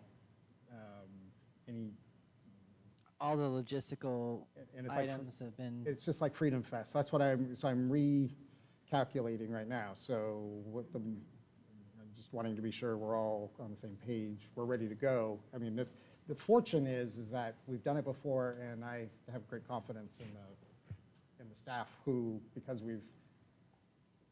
it's been your resources, and I guess that's another point. My expenditure authority is $5,000. So this is beyond that. So Are the street closures that are noted in the staff report, what the city would want if it were putting this event on itself? say again. Are the street closures that are noted in the agenda report what the city would want closed if the city were putting it on itself? Or are there additional changes that the city would want? It's different than as proposed. Okay. So, I mean, getting a little creative here, but the council can approve the street closures as needed by the staff, as determined by the staff. So you're approving them, they're just being, narrowed down to whatever the staff decides. So if we need to do, unless we already know, or we can give it to them specifically tonight I to have do an it. exhibit I can. Okay, then yeah, let's use that then. Because we had so we have both what the chamber proposed and then what, after reviewed by, because there's just some traffic circulation issues Okay. that you have to so we actually have both of those. We can, if the council would like to, I know we're in the middle, we haven't acted on anything, but what I wanted first, just check base before is anything else we need to do, Donnie? All right, that's all I. Mr. Lawless, yes. So we would need to purchase the special event coverage. We would need coverage for it. I believe that will fall within your expenditure authority. But I'd also want that to be a part of an action, that we're having it. And that would be attainable You can for do it us. in separate actions. You don't need to do it all as one action if it's just easier. Just a heads up. I think they could turn it around that quickly, so we will do our best.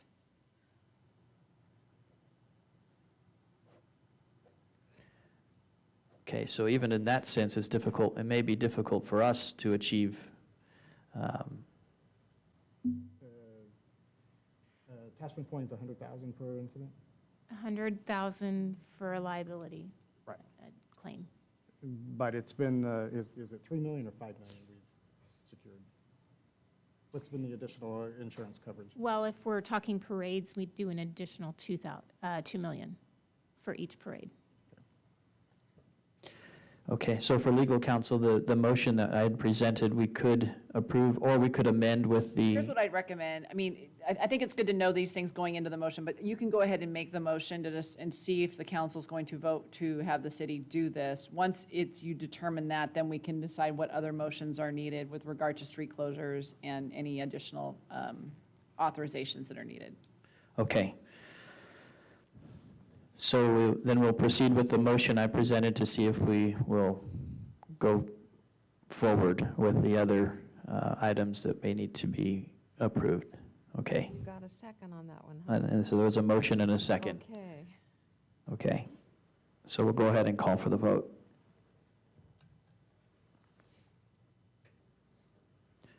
Okay, so it's approved 4-0. So now you said you had an exhibit on the street closures. Do we want to put that up on the screen? Or is Yeah, it so, already- I think Fernando's got it here. So PD reviewed this, so this shows the block in front of City Hall, if you can go a little bit more. So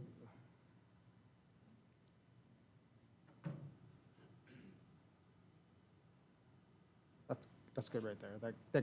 So you have, this is Main Street, south to north.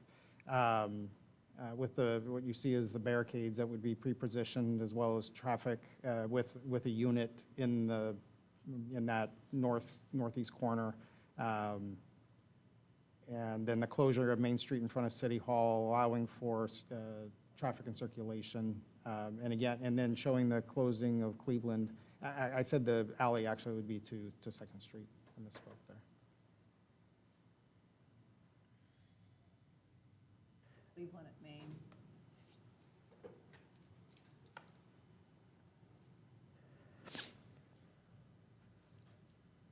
So this closure looks like it will allow the businesses and restaurants to maintain the. Right, and that's been a concern expressed in the past by the council, because you can't close Main at Cleveland on the south side, because you can't have a traffic circulation that comes in and is making an illegal U-turn. And then you have, so it ends up bringing the closure all the way back, which was what was proposed by the chamber, bringing it back to Putnam. And there's an example of what that. Yeah, I can't remember when, but I think I observed this happening once before. This. Yeah, so depending on a large, we have closed in previous years. We have closed Main Street up in the one of the concerts was a larger than, it was a large, more prominent talent. Probably came out wrong. They're all prominent. They're on they're on a tour. But we did close all the way up to Harrison, and so it was more the northern part of Main Street. We have done that down to Putnam before, and had a lot of unhappy customers, other proprietors on Main Street. Okay. So it's been request of council in the past to avoid that circumstance. But where the closure further to the north You have businesses that, well, Bank of America, as an example, closes its office. It's not open at this particular time, and then San Joaquin Valley College isn't in session. And they have a public parking lot that serves it from the rear. Okay, so council, we've been presented with the proposed street closures. Mayor, Yes. I'd like to make the motion that we authorize staff the street closures pursuant to the map as presented with modifications as needed that they may have to make adjustments. Okay, we have a motion. Do we have a second? I'll second. Okay, we have a motion and a second. Any further discussion?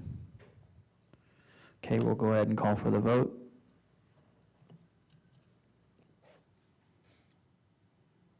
Okay, passes 4-0.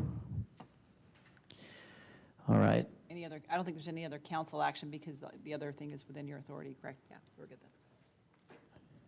okay, so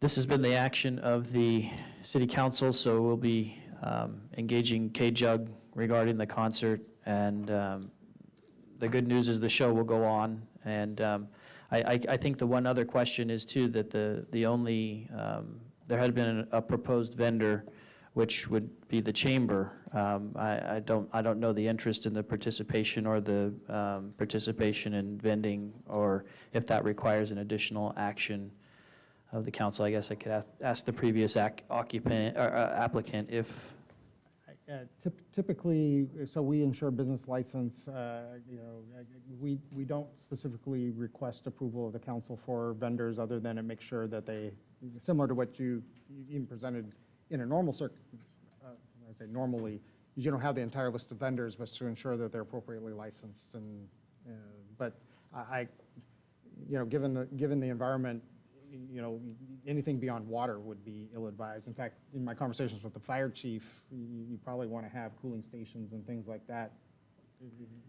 There would be additional precautions recommended, as the fire chief said. so with that then, if the chamber wished, they could still participate with a water booth and information booth if. Yeah. Would that be your wish? At this point, whatever council would like to have. The purpose of having that available was just because of the heat. We wanted to make sure that there was water available for purchase for the community. But again, Okay. I'll take your lead on that. So we could have staff contact you tomorrow regarding that and find out what the result would be, and you can have some time to think about it. Okay. Okay, Thank you for your time. thank you. And at this time, it's 8:36. I'd like to call for a, we'll say a 10-minute recess.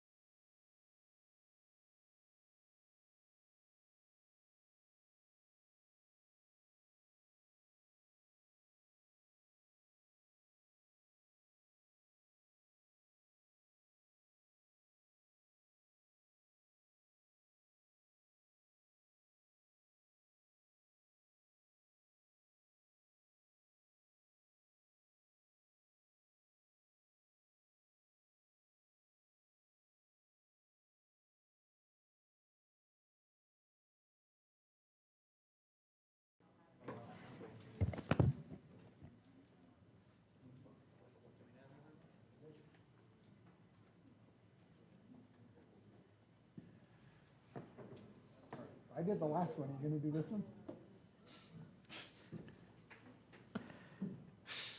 Okay, we'll reconvene from recess. Thank you for your patience, and we can move ahead with the next item, number 19. I'll do it, that's okay. It's my penalty for having made you do the GAN limit item last meeting, so. Thank you, Your Honor. Next item on order and schedule matters, consider it's another community civic event. This one is sponsored by the Dolores C. Huerta Foundation. Ayudemos a nuestros hijos. It's scheduled for requested for July 23rd. The application indicates that it's a town hall that will have combination of speakers and musical performances. And they're asking to use one of the pavilions at Veterans Park, Pavilion number 2.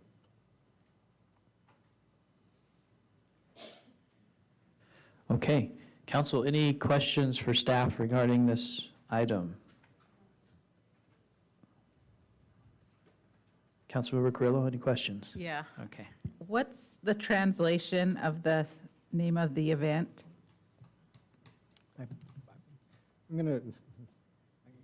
I'll defer to somebody who's more qualified than I. Ayúdanos a nuestros hijos, come and help our children. Thank you. Okay. Any other questions? Okay. Councilmember Tate, do you have any questions regarding this item? Okay. Vice Mayor?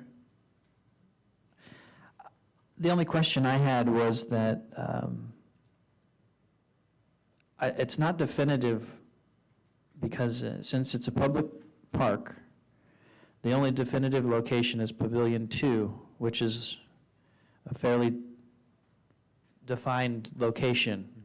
But when there's speakers, musical performances, it leads me to believe that there's another area that may be required to hold those activities, in which my question would be what's to delineate the event applied for from public activities at the park.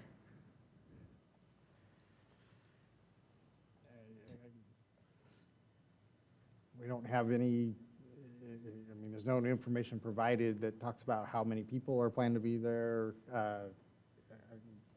Donnie, anything you can add? Well, just typically, you're correct, and the reservation will be made for that pavilion, that location, but not necessarily for designated areas of grass around that area, so there's nothing prohibiting the public from, that aren't part of this event coming, really. Is that your question? Well, yes, yes, and just wondering whether the mention of Pavilion 2 is, if having the event itself would have been enough rather than having it limited to a pavilion, which I could see the event very easily spilling over into other pavilions or near the playground or something like that. So that was my question, was all indications are that it's a very, very small event. But again, knowing that there have been very few events in the last year and a half, that the size of the event could be much larger than anticipated, as well as have public participation. This will only give them exclusive use of Pavilion 2, which is all they've asked for. Usually other events too, they will indicate either by a Google map overhead or something, they'll shade if they anticipate spilling over past a pavilion or whatever. So. Okay.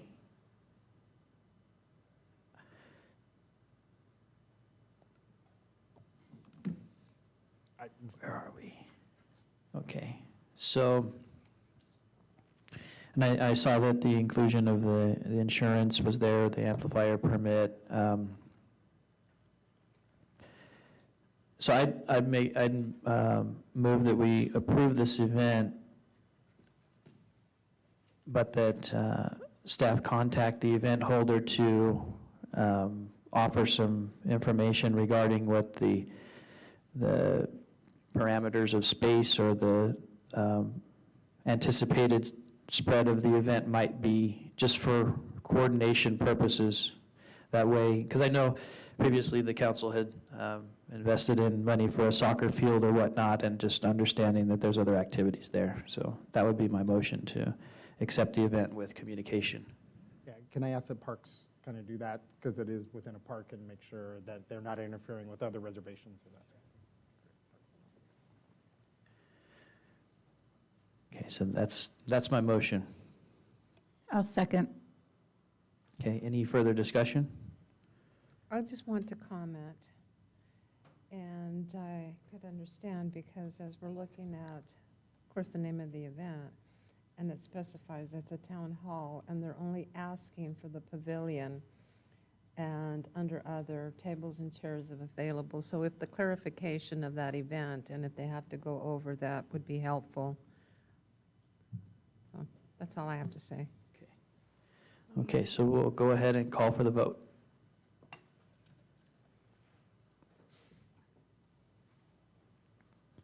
Okay, passes 4-0.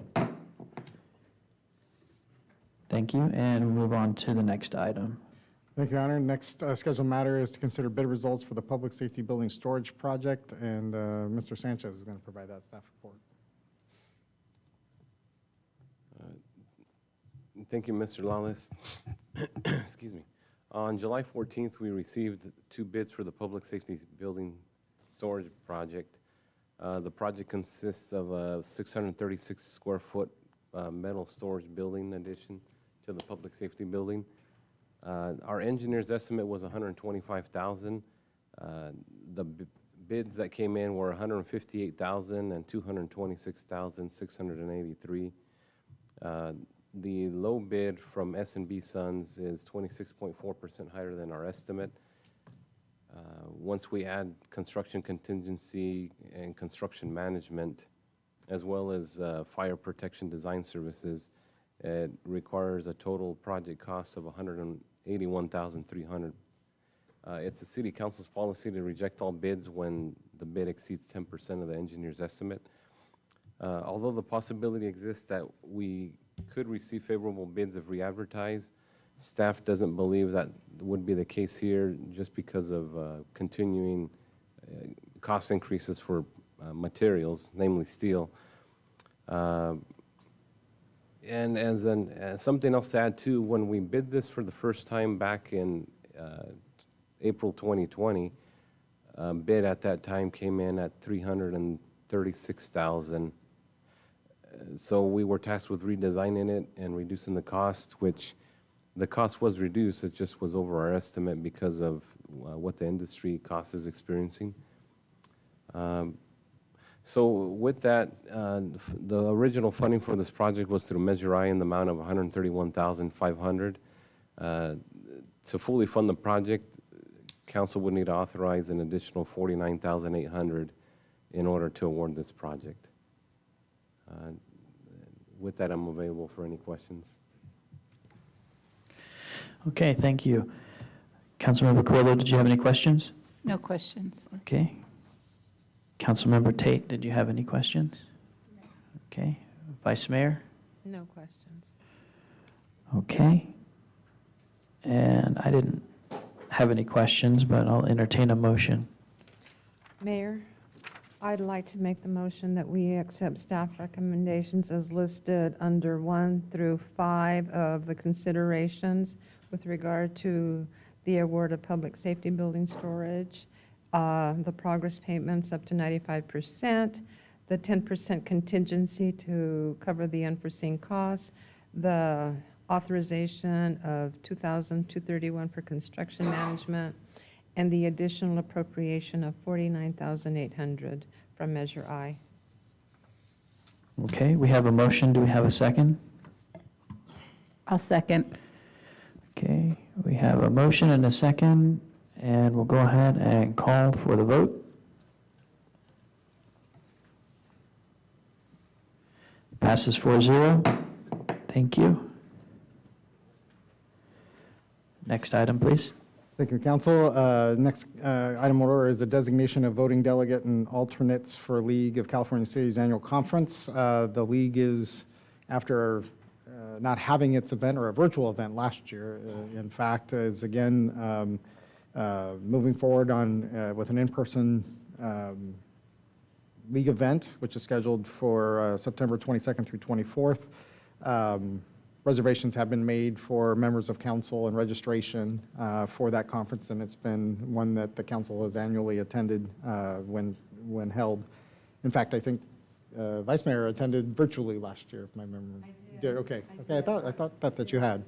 Yeah. So one that has been as part of that, as a participating city in the League of California Cities, is a designation of voting delegate on resolutions, which will be forthcoming before the event, which the council would be asked to designate its voting delegate as well as up to 2 alternates for that. So I think 2 years ago, when the last time was in Long Beach, I think the mayor served as the delegate, if I recall correctly. So be a matter for the council to determine its delegate and up to 2 alternates. Okay, council, so do we have any volunteers or voluntolds?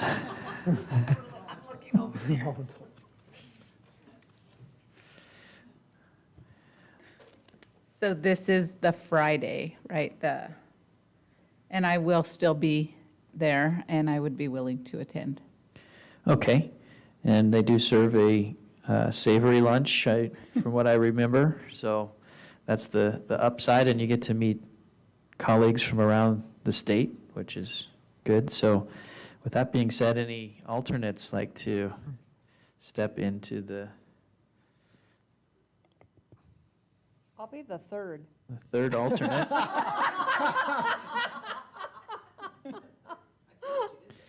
Good way getting in front of that. I'll, even though my dance card at the delegates ball is full, I'll take the second position. I could always use the exercise.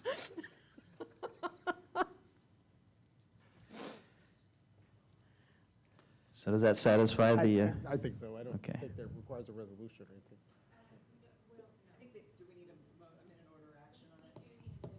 Oh, okay. Okay, so, I'll make the motion that we accept the delegates as listed, as slated for this evening.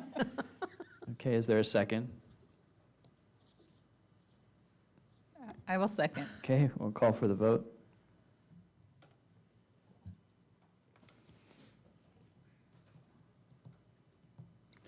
Okay, passes 4-0. Thank you.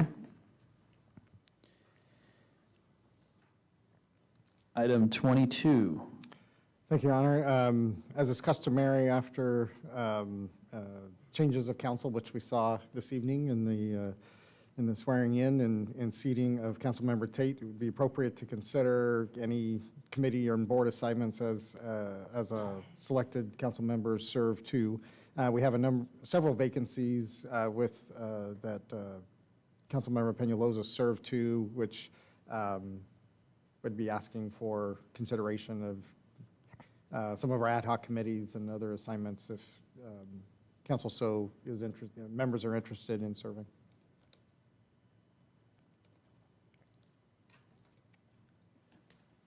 Since I'm, I hate to use the word replacement, but since I'm stepped into this position, I would like to be advised of what those are, and I'd be willing to be assigned to those committees.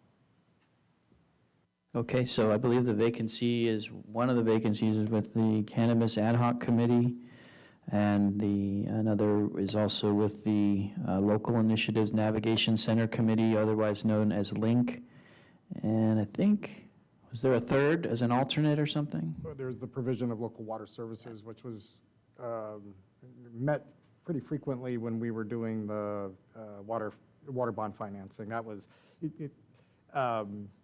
and it may be one, you know, they kind of work at the direction of council, so there may be, especially as we're in a drought now, and kind of, I don't know what the right word is, competing interests as it relates to drought and continued development and Sigma and those sorts of things, there may be specific recommendations you wish of that committee. It's primarily been formed when we've been looking at water projects or things of that nature. It most recently met with the, like I said, with when we did water bond financing. Cannabis is, I would say, one that has been meeting as needed and will need to be meeting. As we, with the award of the two, it was a direction of the council that after, any further consideration of the third commercial license not be considered until after the first two were done. So I guess with the action of that, or at least now kind of time definite when those will be completed, would be probably some recommendations back from this ad hoc committee back to the council in terms of next steps as it relates to that third license. And then with the Link Committee, it's really a working committee. In fact, as part of that, they asked that you be part of some of the subcommittees, because Link is a twice-a-month outreach event for those experiencing homelessness or those that are housing, help me, housing insecure, thank you. So, so it's one that by being there, they also wish that you participate and either help secure services, but they meet monthly, but there is twice a month activities that occur to serve those out at the Navigation Center, and it's based out of the Navigation Center. Okay. And I guess the only one that's occurring in Tulare County. The crown jewel of Porterville has. Well, I would say the crown jewel of them that exists because it's the only one in Tulare County. So that was an interesting way to state that. But that's why I'm saying, so the Link Committee is a committee that plans events that happen twice a month, and that is one of the expectations, that be help involved in that in a variety of capacities, whether it be securing services,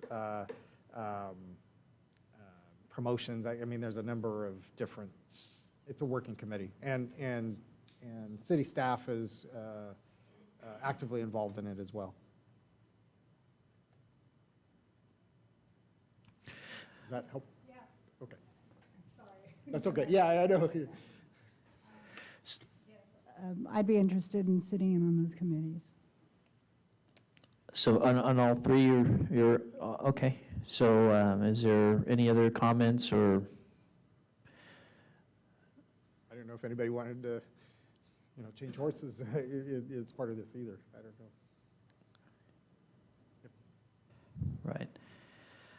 Right. Councilmember Carrillo, any comments? Words of encouragement?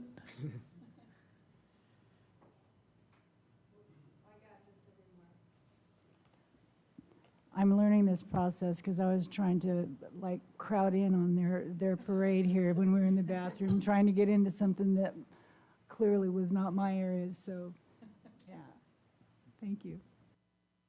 Vice Mayor, any? We need a motion and, yes. Okay. I'm going to comment, and I want to say thank you for your willingness to participate. And I know that the council established an attendance roster for those of us on committees, and it's sort of so that we can be transparent to the public, knowing that we are attending the meetings and those that are not, and they're done on a quarterly basis. With that, I'd like to make a motion that we accept Councilmember Tate's positions on the three committees that she willingly accepted. Okay, I'll go ahead and second that. And so we'll call for the vote. Do I vote for myself? You may. Okay, passes 4-0. Thank you. Next, we have item 23. Thank you, Your Honor. The next item in order is during other matters of the City Council's meeting of June 15th, Vice Mayor Flores had requested that the council consider an item to review the city sign ordinance. And at its last meeting on July 6th, the council approved Vice Mayor's request it was a consent item that it be considered as a scheduled matter at this evening's meeting. Chapter 21, Article 305 of the Municipal Code addresses the city's sign regulations, which has been provided in this with this item. In particular, Vice Mayor Flores spoke to the proliferation of pop-up signage and feather banners, which are generally considered temporary signs and addressed and regulated in Article 305.11. So recommendations that the council consider Vice Mayor Flores' request and any potential amendments or provide direction as determined.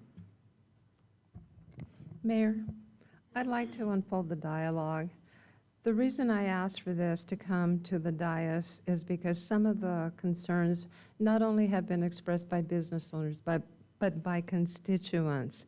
And my approach is to be proactive and not reactive, but it's to work toward a future solution.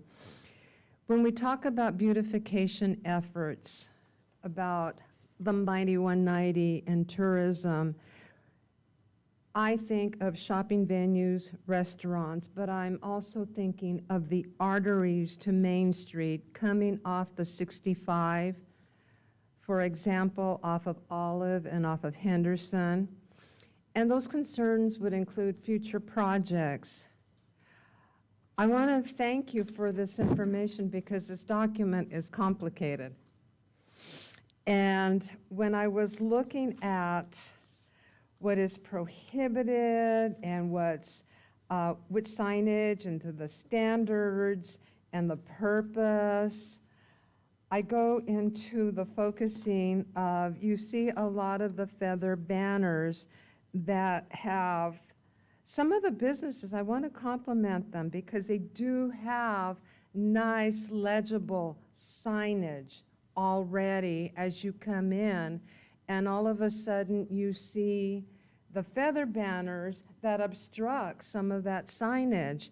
And then if they're supposed to be temporary signs and just be there for a certain length of time, what happens to those that get faded, that get shredded, that they no longer become appealing, and you have one or two businesses, or maybe three, but if you take a drive, some of them have at least, you have the business, then they have a banner, and then there's like three feather banners for the one business. That's a lot, and again, we talk about beautification, we talk about tourism, we talk about bringing people to the community. And some of them have been placed for a length of time. So they continue to remain. And I've seen pop-ups, and it's been brought to my attention on some of the sidewalks. The concern becomes that people have to walk around them. My concern would be for the safety of people in the community, especially those in wheelchairs, because they would have to navigate around them. So I wanted to bring this to the table. I want to thank the business owners that have worked really hard to comply and make their signage appealing and welcome people to come into their business. But I do know that having read this document, it's a little complicated, and where some signage is prohibited, then I'm looking at where it states where you can't have them, and there's a lot of signage on fences that are not even to the business. And so you're seeing different things, and it's been brought to my attention. I don't know if there is a solution, but I know that there should be a discussion brought to the table, and this was the only way. Whether we bring information or we can bring this back, at least I wanted to engage a discussion with the council as to how they felt about the tourism attraction, businesses, and what happens to those feather banners, and if they're temporary, how come they've been up there for such a long time? And some business, now I'm not talking about feather banners anymore, I'm talking about just banners. You see the signage, and then you see a banner, and it covers up some of the signage, or you'll see an area where there's nothing left at a location, and it's just banners all around it. Those are just examples that also have been brought to my attention, so that if they've been brought to my attention, I go and look at them. with that being said, whether we give any kind of direction, I want to look at the ordinance once again because it was very lengthy and it was complicated. And if anybody wanted to bring any discussion to it. Councilmember Carrillo, anything to add? I think, just thank you for bringing it to our attention to start reviewing, because there is a lot of information here. There's a lot of guidance, which I didn't realize until I started reading it, and a lot of good information, but I do think probably complicated, especially for businesses also to comply and be aware of. So thank you for bringing it up. Councilmember Tate, any comments? Okay. I also agree that, it's a complicated issue. I subscribe to the philosophy that less is more, not more is better, especially when it comes to visual stimulation, whether it be for a pedestrian or in a car. Sometimes that much distraction could actually be counterproductive to whatever promotion is trying to take place. I do know that the marketing capacity of the companies that sell these items far exceeds our ability to police or have code enforcement for them, and the technology of these items, as rudimentary as it may be, continues to evolve. Thus, the more is better philosophy that some seem to have. I think that the complexities of the sign ordinance are definitely there, because there's some if-then situations that are in there, as in, if you do this, then you can't do that, or when you do this, you must not do something else. I think that it would be nice if the manufacturers could help us in the simplification of what's acceptable, although they don't all operate in our same jurisdiction, and they would like to sell as much as possible. I think it would be a great idea to have some folks who would be a model for what's typically acceptable. I think that if there's a discussion that happens, business owners would prefer to talk to another business owner rather than to talk to us. And sometimes those discussions can lead to other discussions that they don't have time for, or don't address what their concern is with signs and lead into other topics. So I agree that it is complex, and my only thought is if there were a way to identify some models and I know that's a tough one, because once you identify somebody as a model, you have to rely on the fact that they'll remain a model. But I think that very fact would help encourage them to stay that way, and allow businesses to communicate, whether it be through business organizations that people are members of, or over coffee at a local coffee shop, and on how they could do it successfully. That might be one way. I know that limiting marketing is very tricky. All you need to do is go to a trade show, and each booth that you go to has a different gizmo or gimmick that they're trying to put in your bag. So that's hard to stop, but when someone models success, I think others would be willing to follow. So us starting the discussion is important, because it just gets to be more noise, whether it's audible or visual. It can be noise and distraction. So I appreciate you bringing this forward. Thank you very much for those comments, Mayor. I would like to have this brought back in the future with probably some information that we can give, and ask more questions to this regard, because having had the document and looking at it, it's complicated. It is a complicated document. And I have one question, just one question, Mr. Lawless. How much staff do we have for code enforcement? I believe 2 full-time, 2 part-time. Is that accurate, Chief? That is correct. We have the fire marshal that's leading the code enforcement division. Who does more than just code enforcement. He's also fire marshal. He's also reviewing plans and things of that nature. And we also have a code enforcement supervisor, which is a full-time person, and then we have 2 part-time. We just lost one of the part-time to the PD, and we are in the process of, as a police officer, I believe CSO officer. And that's a good thing. We want them going that way. If we didn't lose the individual, they're still with us. And we are looking at flying a code enforcement officer position and looking to recruit for that part-time right now as we speak. And if I could add to your comment, I was going to ask, I think this is your number one, is this not your number one code enforcement complaint, is signage? No, I'm gonna ask the fire marshal to come up and give that understanding of I that. don't know, it just seems like it is one of the. There's a lot of them. Maybe it's just from my seat. Defer that really to the planning division because they primarily get those complaints. Code enforcement becomes involved with signs when they fail to comply with the notices that are given by the planning division. So our role is more, we go out after they've made attempts and somebody's failed to comply, we go out and try to motivate them. So as far as complaints, it is probably a high number, but code enforcement doesn't deal with the entire volume of them.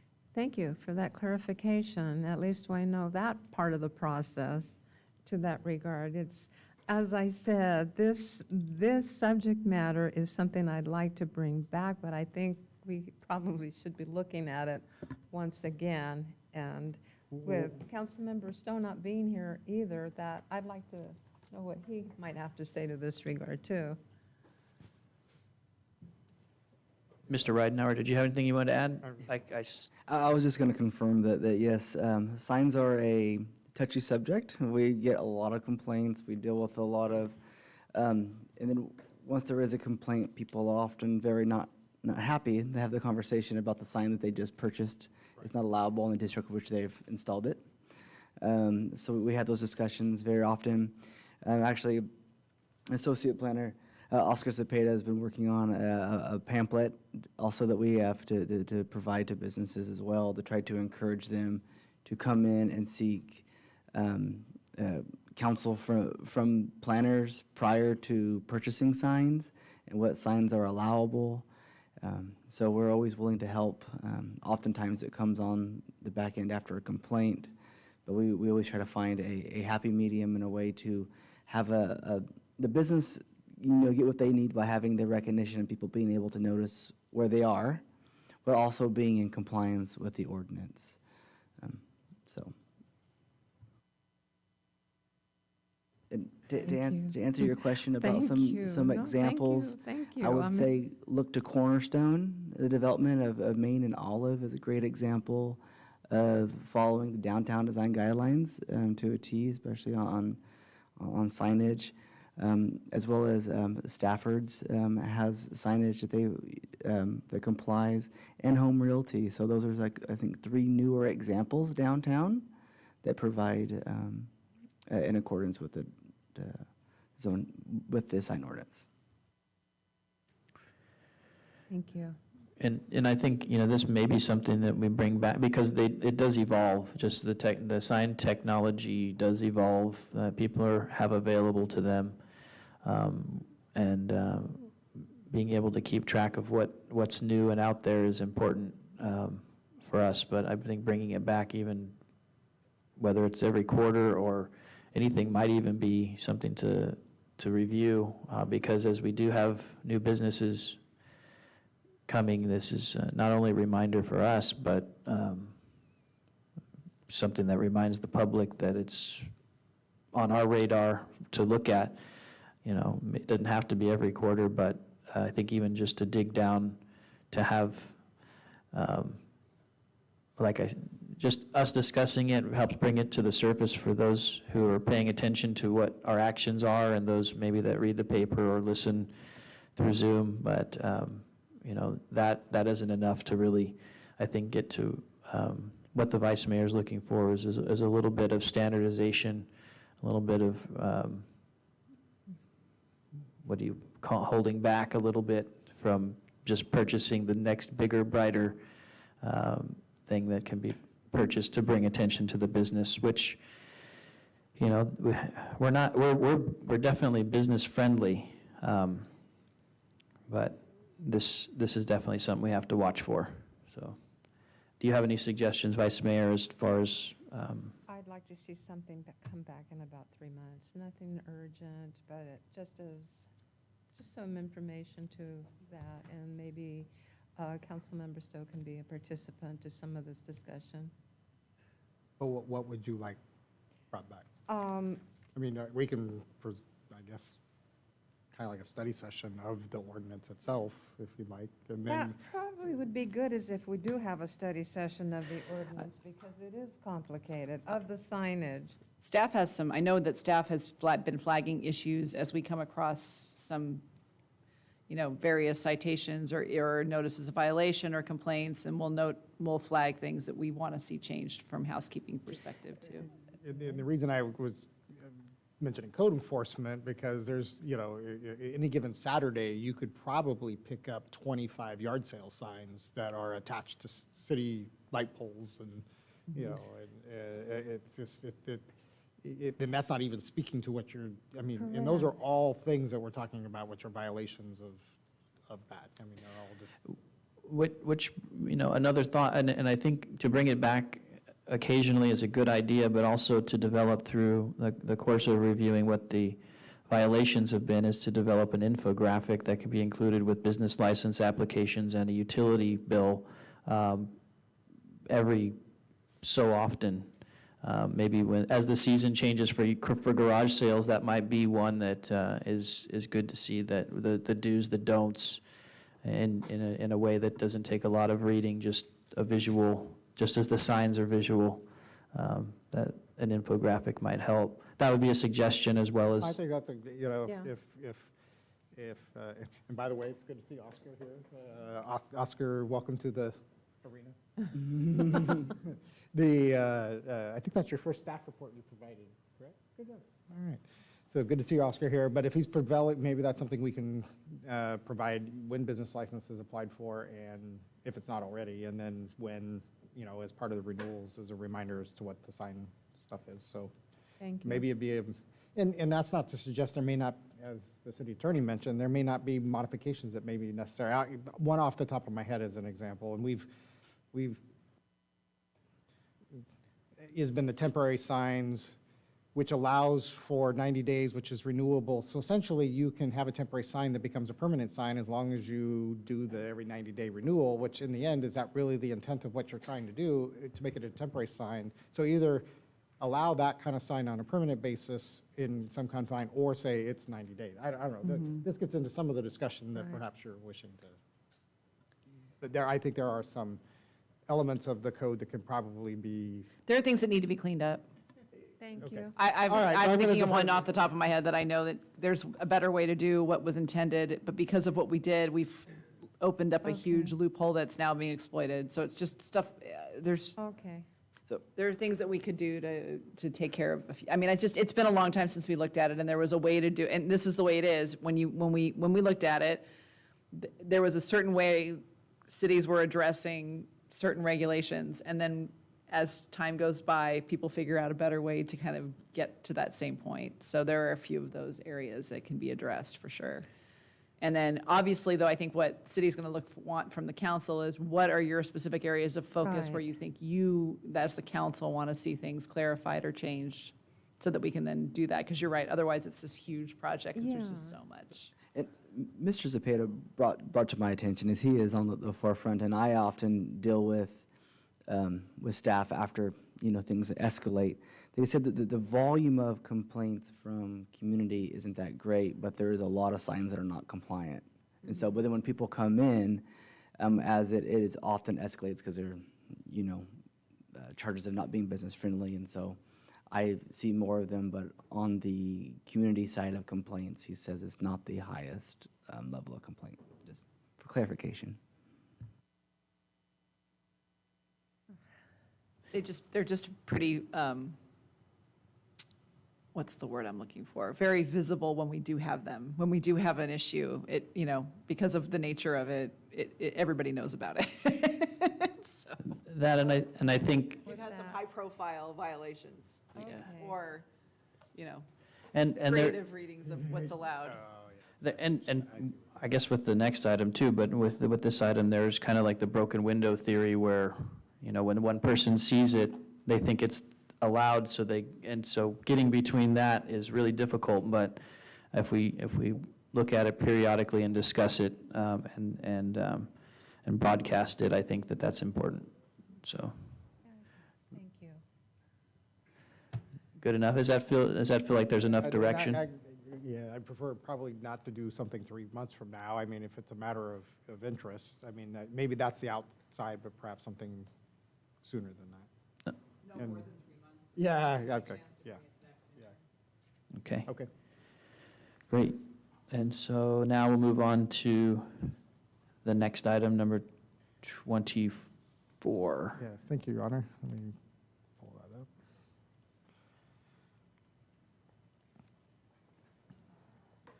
that up. During other matters of the City Council's meeting of June 15th, Mayor Reyes requested the council consider an item to review the city's code enforcement provisions concerning the parking of recreational vehicles and boats in residential areas. At its last meeting of July 6th, council approved Mayor Reyes' request that the subject be considered as a scheduled matter at this evening's meeting.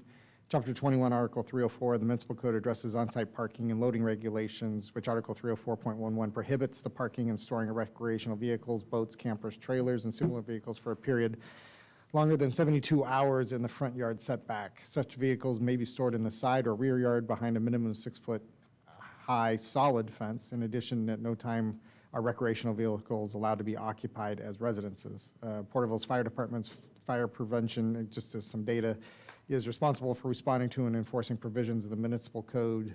Since January of last year, code enforcement responded to 118 reports in violation of this particular municipal code, which has resulted in 83 instances of voluntary compliance, 35 reports remaining open for compliance, and out of that 118, 9 of the reported instances resulted in the vehicle being abated through disposal due to being inoperable. And that's just specific to that. The actual numbers are much greater than that if you take abandoned vehicles. This is just restricted just to that. It's actually a pretty, and I'll defer a little bit to the chief on this, but we're one of the more active agencies when it deals with, I would say, abandoned vehicles. You'll see this in the TCAG report, where if the city's not the most proactive, it's easily second, and the only competition is Visalia in the county from with a larger population and operations. So this is one that does get a significant number of complaints, I would say, but also not in this is also the number of vehicles that go through this. And I know that this is something the chief is a little concerned about because they'll take cars, but RVs and stuff are a little more problematic. It's my understanding, after talking with the fire marshal at great length and the people that haul the cars off, that when you haul an RV off and they go to dispose of it, they can't just crush it like they do a car. They have to piece it out. It's got plastics in it. It's got plywood and all kinds of stuff. So it has to be cut up and disposed of at cost. So the hauler is not making anything on hauling off that, but being part of the program, they get to haul the other vehicles as well. It is, if we started hauling off a lot of RVs, I don't know if the haulers would be able to take that burden of cost, if that makes sense to everybody. It's still, 10% of the instances, at least in the last year, have resulted in that, or not quite 10%, but 9 out of 118 resulted in that ultimately being destroyed. Because they're inoperable, and in the end they're like, well, I don't have anywhere else to put them, and I'm not using them, so. That's right. They become disposed of. So, with that, staff's recommendation, just, happy to answer any questions or direction as provided. Thank you. So, the reason I it's multifaceted reasons why I brought this forward, and I understand people like to get away, and boats and recreational vehicles are a great way to do that. I don't have either, and I know I've sat in this very seat and wanted to get away a few times here. So, but I know that this is going to be maybe create a little bit of questions or controversy. But I want to express why I brought this up because in the past, boats and recreational vehicles have been a sign of success for some people, able to get away. But over the past year, they've also been a sign of dislocation or relocation because of people, not being able to keep the home they had or the residence that they kept prior. And recreational vehicles have become a way to not only travel, but live affordably. But sometimes it's either in a driveway or on a city street. So the problems that I see coming because of that are when the vehicles are hooked up. And I'm not necessarily speaking of abandoned vehicles, although I have seen some used as storage or a playroom because they don't move. But in this case, when it comes to public health and safety, that there are some that are hooked up to water and electricity, which, unlike the sign ordinance, this is pretty clear, just a few sentences. And I think that one thing that's occurred over the last year, if not more, is that there's a sense of entitlement that's happened because of, partly because of, as I mentioned, the broken window theory, that when you see someone have a boat or RV, you think it's something that you would like to do, and so they start to accumulate in neighborhoods. And so I brought this forward because I noticed there was a large accumulation throughout the city. The major factor for me is when they're hooked up to water and electricity. I know every residence in the city is supposed to have a backflow device that protects any contamination from the household from getting into the system, but RVs don't have a backflow device typically, which means the household can be contaminated by whatever happens in the RV should it be connected to the home. Not only that, there's been discussion before when this item was proposed to come up that people pay their taxes and they should be allowed to have it. But the property taxes do not include residential space or storage space in the carport or on a city street. So those are factors that are not accounted for when you take into account the visibility, the parking that's taken up because of a large vehicle, the potential for either vandalism or just blight because of a change in scenery that is caused by someone who's not a resident, I think are things that we need to consider. So looking at how we regulate this, I think is important. I think it's important that if we say that they're not allowed, we have alternatives. And what made me think of that is when the tourism picks up, as that similar to when people see an RV in their neighborhood and they think that would be nice for me. Well, if tourists who are driving a recreational vehicle come to town and they see one parked on the street, they think it's fine to park on the street. And if the Mighty 190 does its job, there'll be a lot of people coming, and possibly in recreational vehicles. So it's something we need to look at. I think the sense of entitlement to do it has gone a little too far. The enforcement, the one thing I'll agree with is a comment that was made that we shouldn't pit neighbors against neighbors with this. I agree with that. It should be an active enforcement. No one should have to, with something so clear and only a few lines that are very clear, have to make a complaint, especially as the ordinance states, when the vehicle is hooked up to electricity and water within the city. So that's why I brought it forth. And I'd be interested to know what the rest of the council thinks. May I speak? Okay.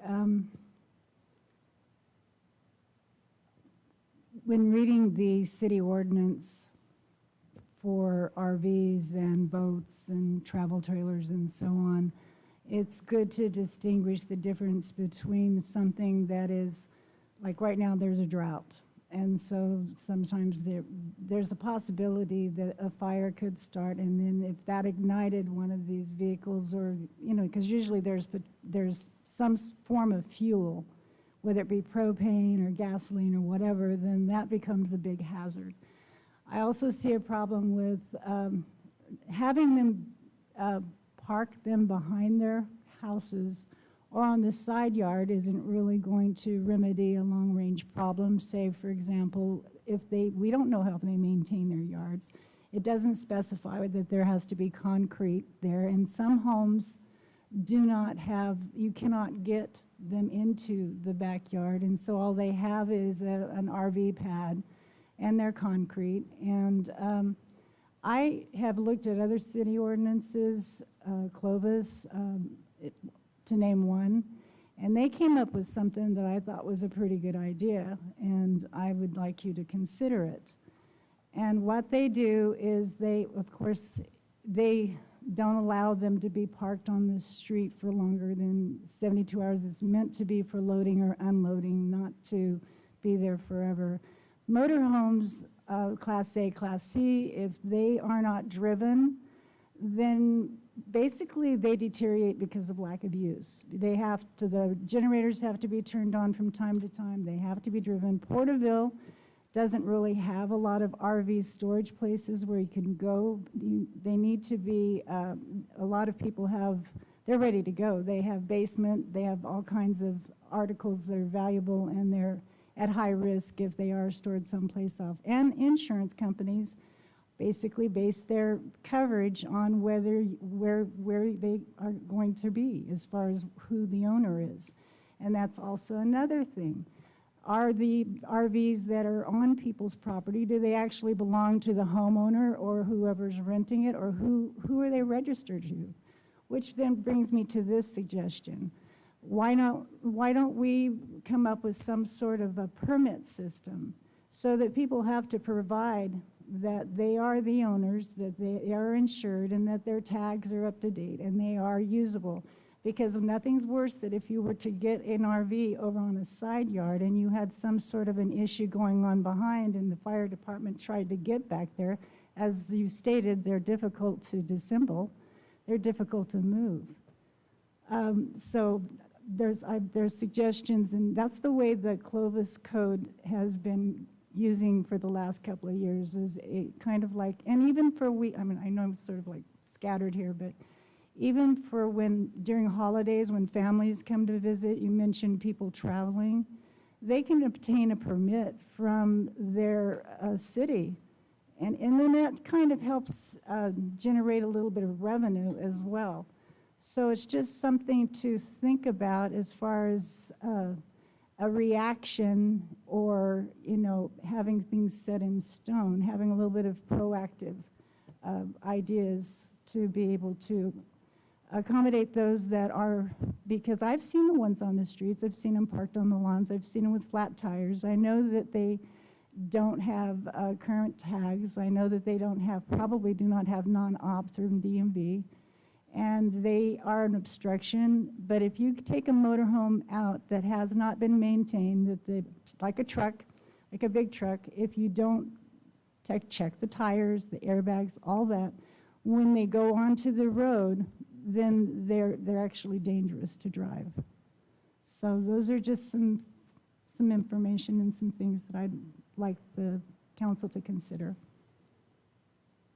Okay. Thank you. Anybody else have any comments?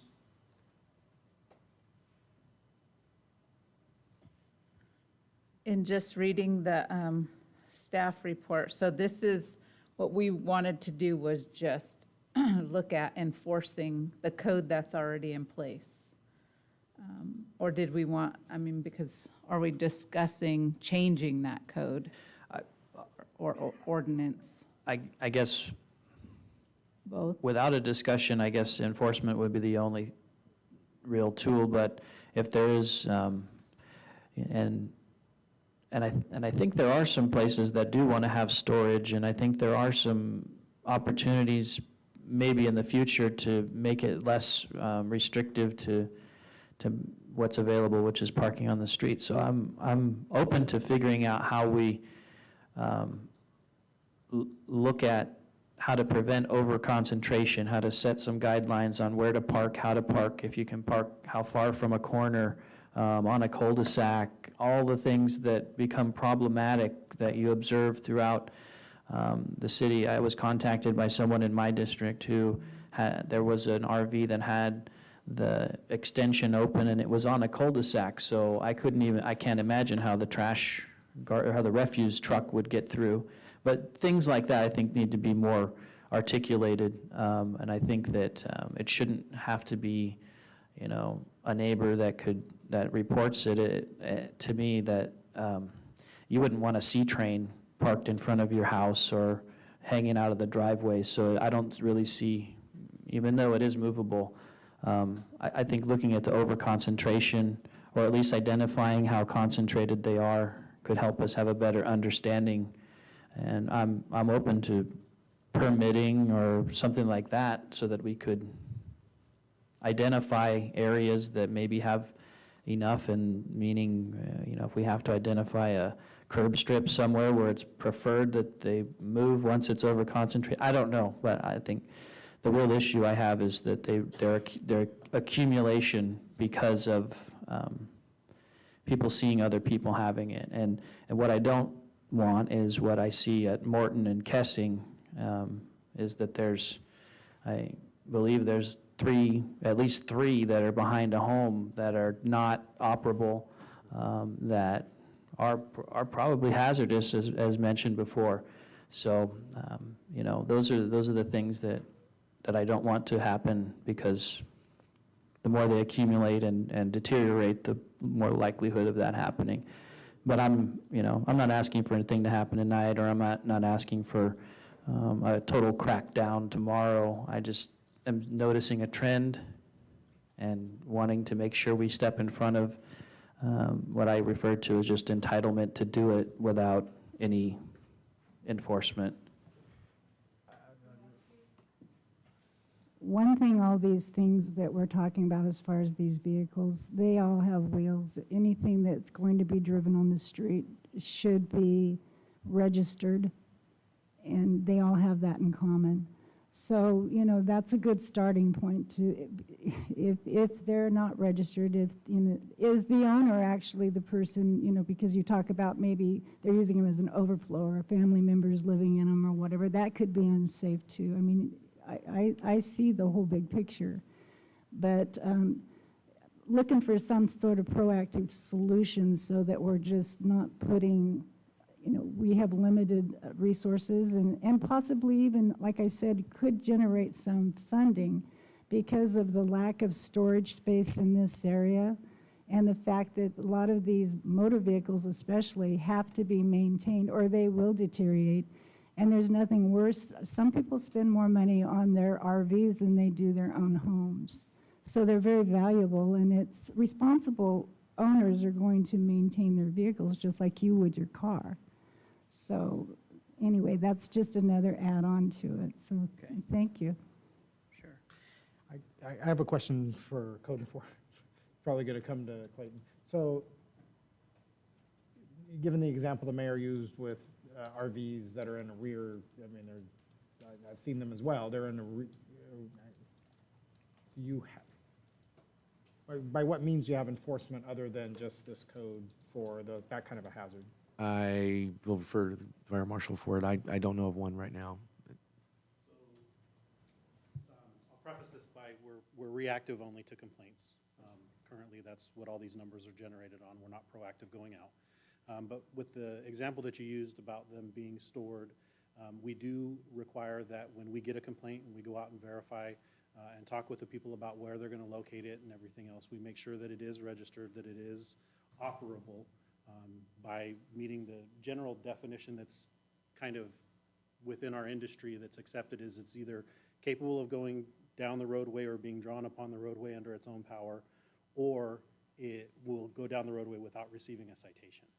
And so once we verify that that's the case, we try to work with people. If they do have the ability to put it on the side of the house, we do advise them of the no lawn parking ordinance, which basically requires that the area be improved with some type of improvement, rock, DG, concrete, asphalt, whatever they choose.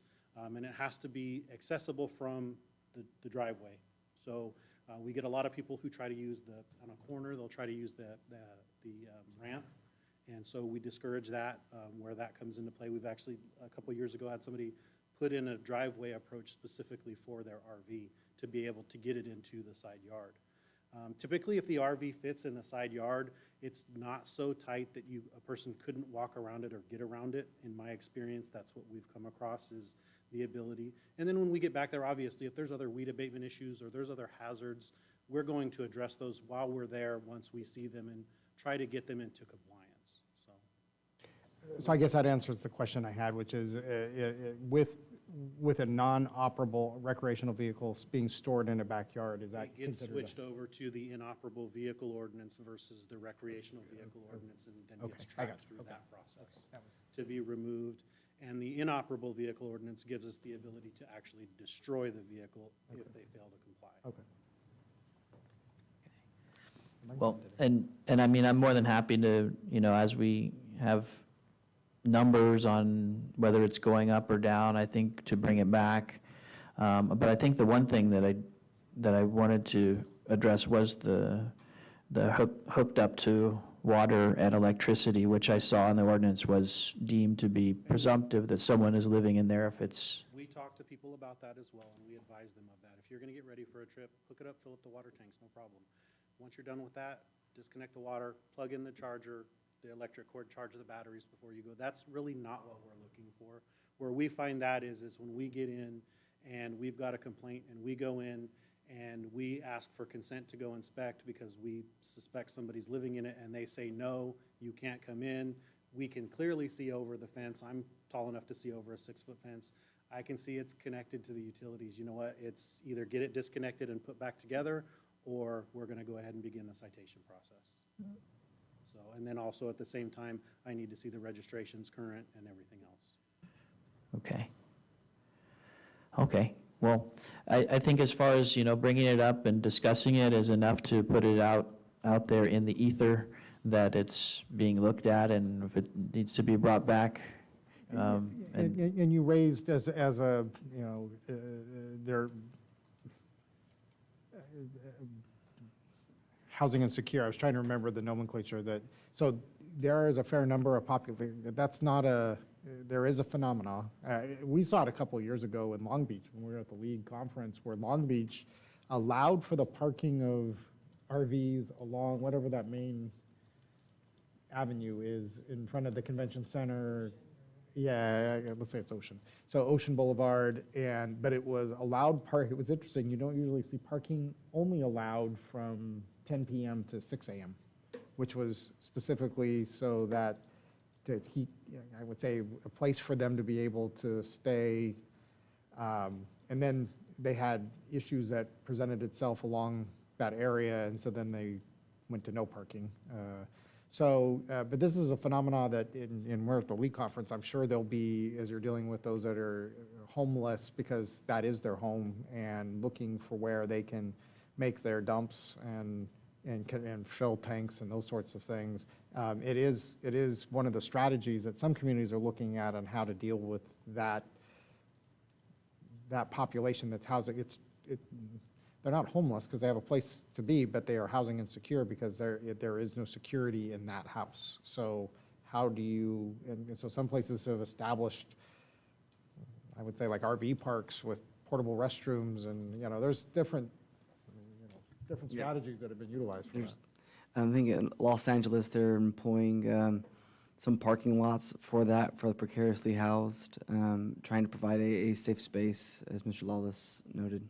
One of the things we do too, when we encounter one that's occupied, we're pretty good at figuring out why, and sometimes, we encounter them and we try to steer them towards mobile home parks. Some of the mobile home parks in Porterville do have spaces that are available for recreational vehicles, so they can actually go, and we've worked with individuals to give them time to get your first and last month's your deposit put in.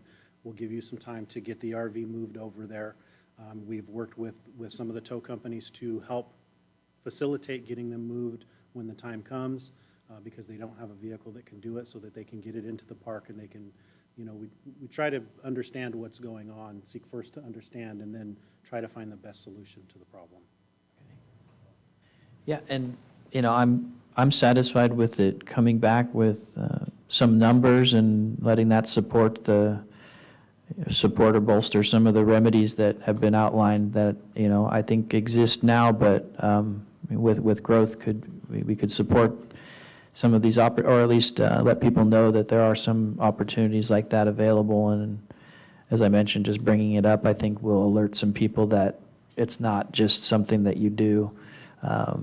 And so I'm satisfied with the discussion and knowing that if it could be brought back, maybe, I don't know, if around the same time as the sign ordinance to. Well, I was going to ask, so we do quarterly code enforcement reports. We can make that a particular highlight of that report if the council would like. And that'd be on a quarterly basis, talking about what the responses Yeah, have been. those numbers are on the quarterly report. Okay. But we could just highlight them in the staff report. Okay, that's satisfactory to me. Mayor, I want to comment. I'm really glad that this came to the table for discussion because it's one, with the RV and what's being done, and I just learned something more as the dialogues unfold, because having served on the Homeless Task Force and the Homeless Roundtable discussions, that there is an increase of people who are living in trailers and RVs and motorhomes of sorts. And so it's good to know that that information is provided to people to try to get them in living situations, because there is an increase in that. That's all I have to say. And actually, your next meeting will have the quarterly reports on, I believe, right? So in that, we'll try to incorporate some language that kind of talks about whatever that activity is in that last 90 days. Hey, thank you for the discussion. Unless there's anything else, we can move on to the next item. Thank you, Your Honor. Final scheduled matter for this evening is your regular status and review of proclamation of local emergency for COVID-19.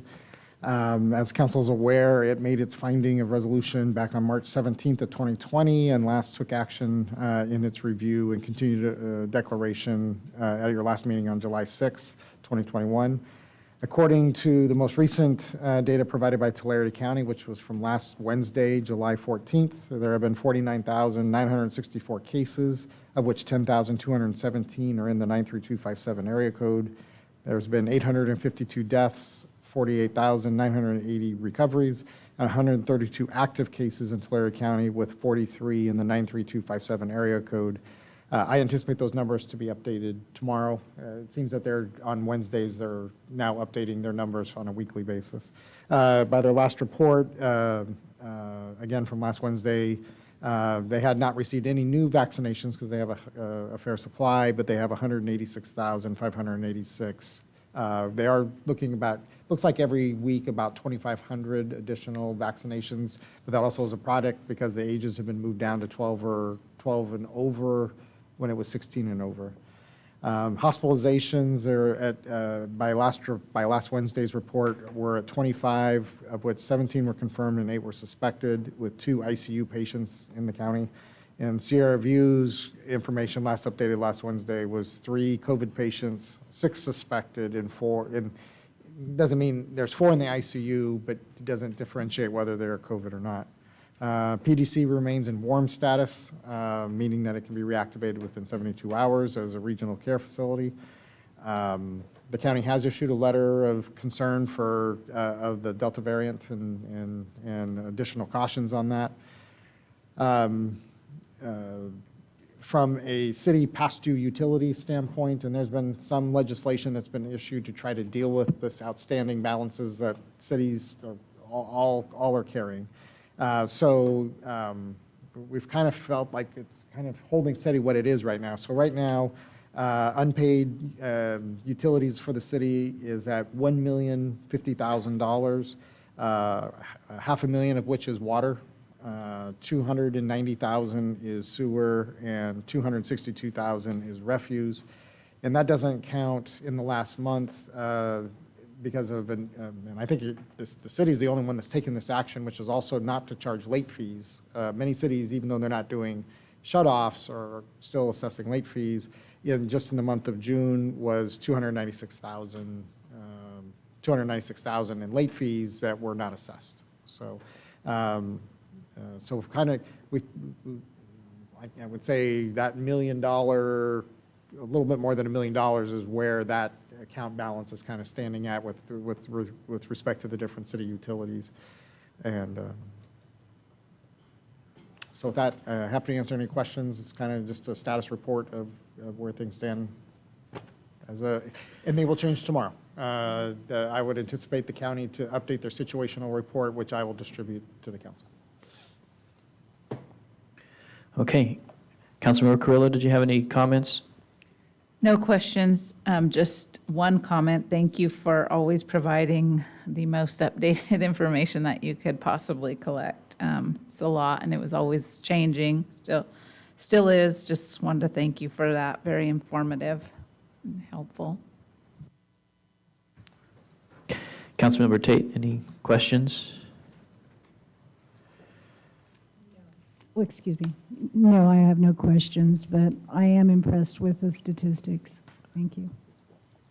Vice Mayor, any comments, I don't- questions? I don't have any questions or comments, but I believe, do we need to continue the proclamation of local emergency? Yeah, it's up to the council's determination. Obviously, there's still. Then I'll seems to make the be- motion that we seems to be the continue. presence. And We want to, just for the sake of potential funding as it becomes available. The governor hasn't lifted it yet, right? So the emergency. No. So I would do it as long as it's in place. There have been executive orders to undo some of the executive But it orders, but there are. Not the other- proclamation itself, though. Correct, correct. Yeah. Then I'll make the motion that we continue And- the proclamation of local emergency. And I'll second, so that I can make a comment about an observation I had as I was near the window up front.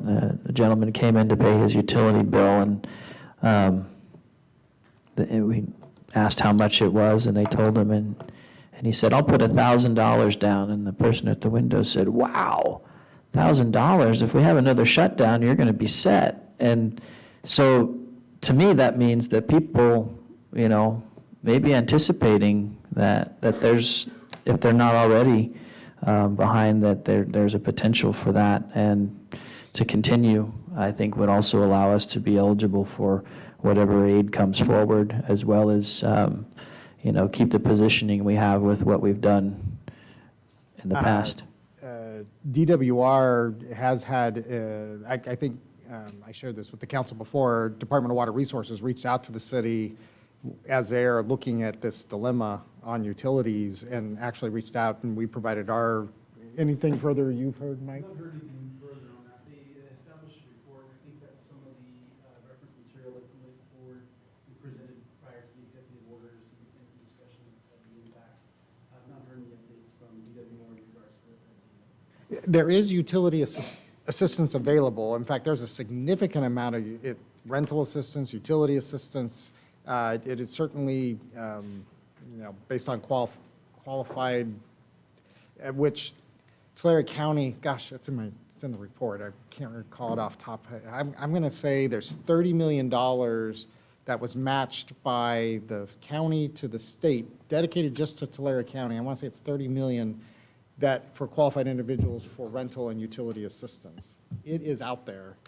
Now, does that mean you qualify for it, or the documentation you need to provide, lack of work, utility expenses, and those The sorts of state has also sent out direct notices to community water systems.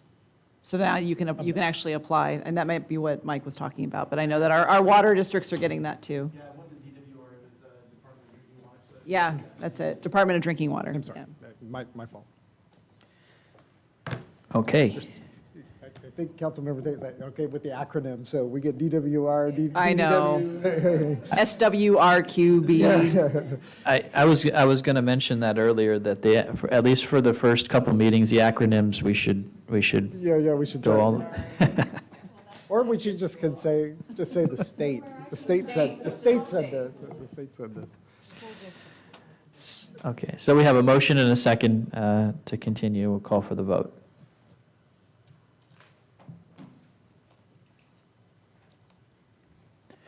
Okay, passes 4-0. Thank you. And that brings us to another round of oral communications. Is there anyone in the council chambers that would like to come forward for oral communications? And seeing none in the chamber, is there anyone on Zoom that would like to speak? Yes, Your Honor, we have a Brock Neely who would like to speak.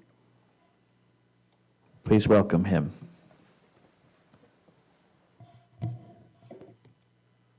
Good evening, Council. Brock Neely, address on record. I just wanted to make the point on item 24 that newly appointed council member Tate should be mindful that since she does have a RV in her driveway, she should have recused from that item. Just be mindful of that in the future. Thank you. Thank you, Brock.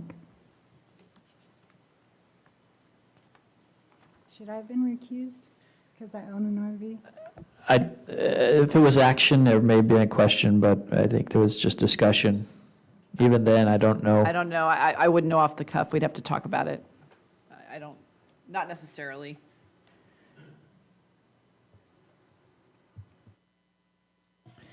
Anyone else? No, Your Honor. Okay. Thank you, and we will move to other matters. Councilmember Carrillo, did you have any other matters? A couple really quick. One is, I just wanted to acknowledge the Henderson Road, the street and the pavement work that was done there.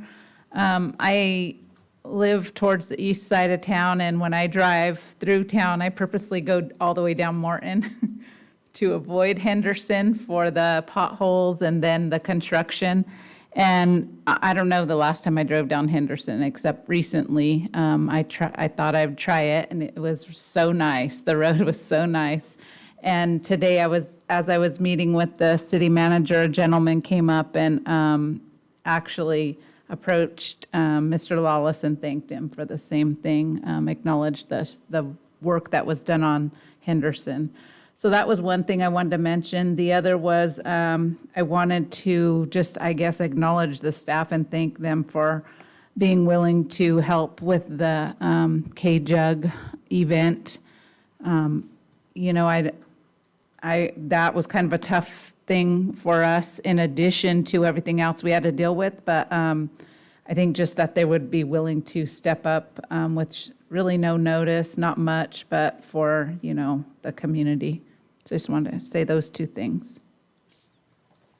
Okay. Councilmember Tate, did you have any other matters, which could be any comments or? Okay. Vice Mayor? When we talk about water, we talk about the drought, and that has been a complex issue for a long time. When we first started the Sustainability Groundwater Management Act, and it's been years in the making to where we are now. I know that there have been some roundtable meetings and that there have been other discussions, and Porterville has not been invited or included in some of that, Mayor. And I'm thinking that perhaps having been involved in part of the Senate Bill 559 under Senator Hurtado and being proactive in the Friant Kern, the canal and the subsidence and all of that to that regard. There are other matters with the city of Porterville that we probably should make her aware, and I'm saying that I believe maybe we could make a trip to Sacramento along with some city staff, the city manager, and those that are involved with the water, so that we can take our plea with our concerns in our local area and our jurisdictions as to how a lot of the wells are going dry and how the city of Porterville has stepped up to the plate more than once to help the community in the surrounding areas to that regard. That's my only comment for this evening. Okay, thank you. I do agree that we need to convey some of our concerns about the drought, which didn't improve over the course of the last year or so, has gotten worse. So conveying our concerns to, especially Senator Hurtado, who does play a role here in our area, and setting up a meeting to be able to express those concerns is important. Don't really have any major other matters. I will be doing the hopper in the morning interview tomorrow, which chose to do tomorrow because of the events that because of the agenda tonight, rather than trying to do it yesterday, which is the furthest day from the last stuff we did. So at least I'll have some things to talk about there, so you can hear what I have to say about that. But also wanted to mention the firsts. So Chief Costello, first official meeting as chief here. So fantastic to see you sitting in that seat. And then also Councilmember Tate, first meeting here. Great job participating and chiming in. May I ask what time your interview is? Because I have one too. I want to listen to yours. Well, it'll be recorded, but I'll pretend like it's live when it's live. So I'll start at noon. Yeah. I'll be talking to him at noon, but it probably will come out the following day, I'd say. So hopefully our stories will match.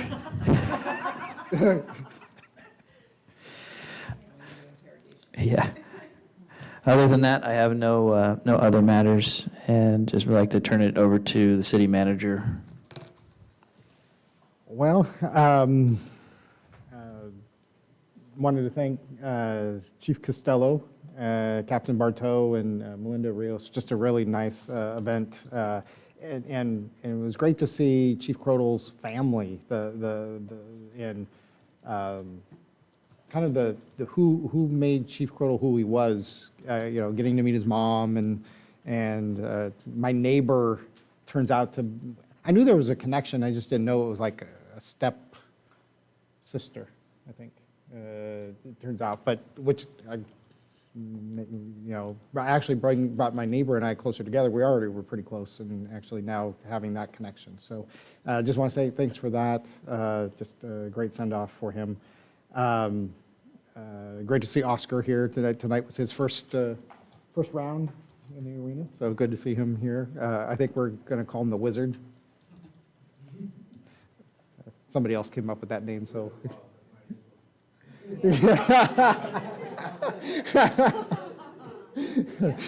He's quick. Quick study. Speaking of quick studies with nicknames, Mr. Moore had a birthday Sunday, so so the A's did not win on his birthday, so he was not all happy. And Ms. Hildreth has a special day coming up, but we don't talk about those anymore. Yeah.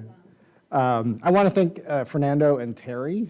And with the relocation of offices, they came in this weekend and painted, and it really did a real great job. And harkens to the Mighty 190. You'll see now a tribute to the giant sequoias and orange and green, the official colors of the city. So a accent wall, as I'm told, that's the appropriate term. So.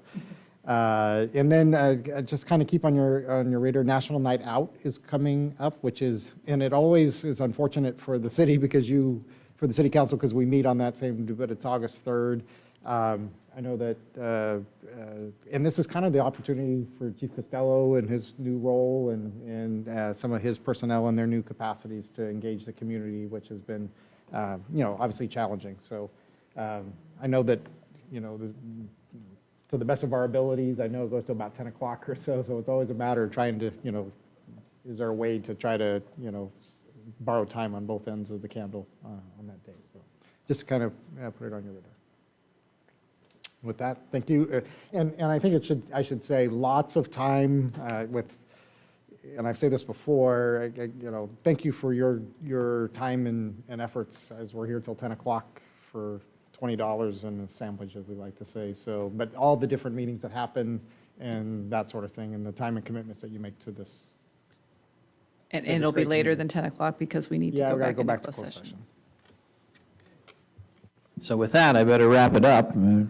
I don't think we anticipate anything to report. Nothing anticipated Okay. to be reported. So next meeting will be August 3rd, and with that, we are adjourned, except for closed session.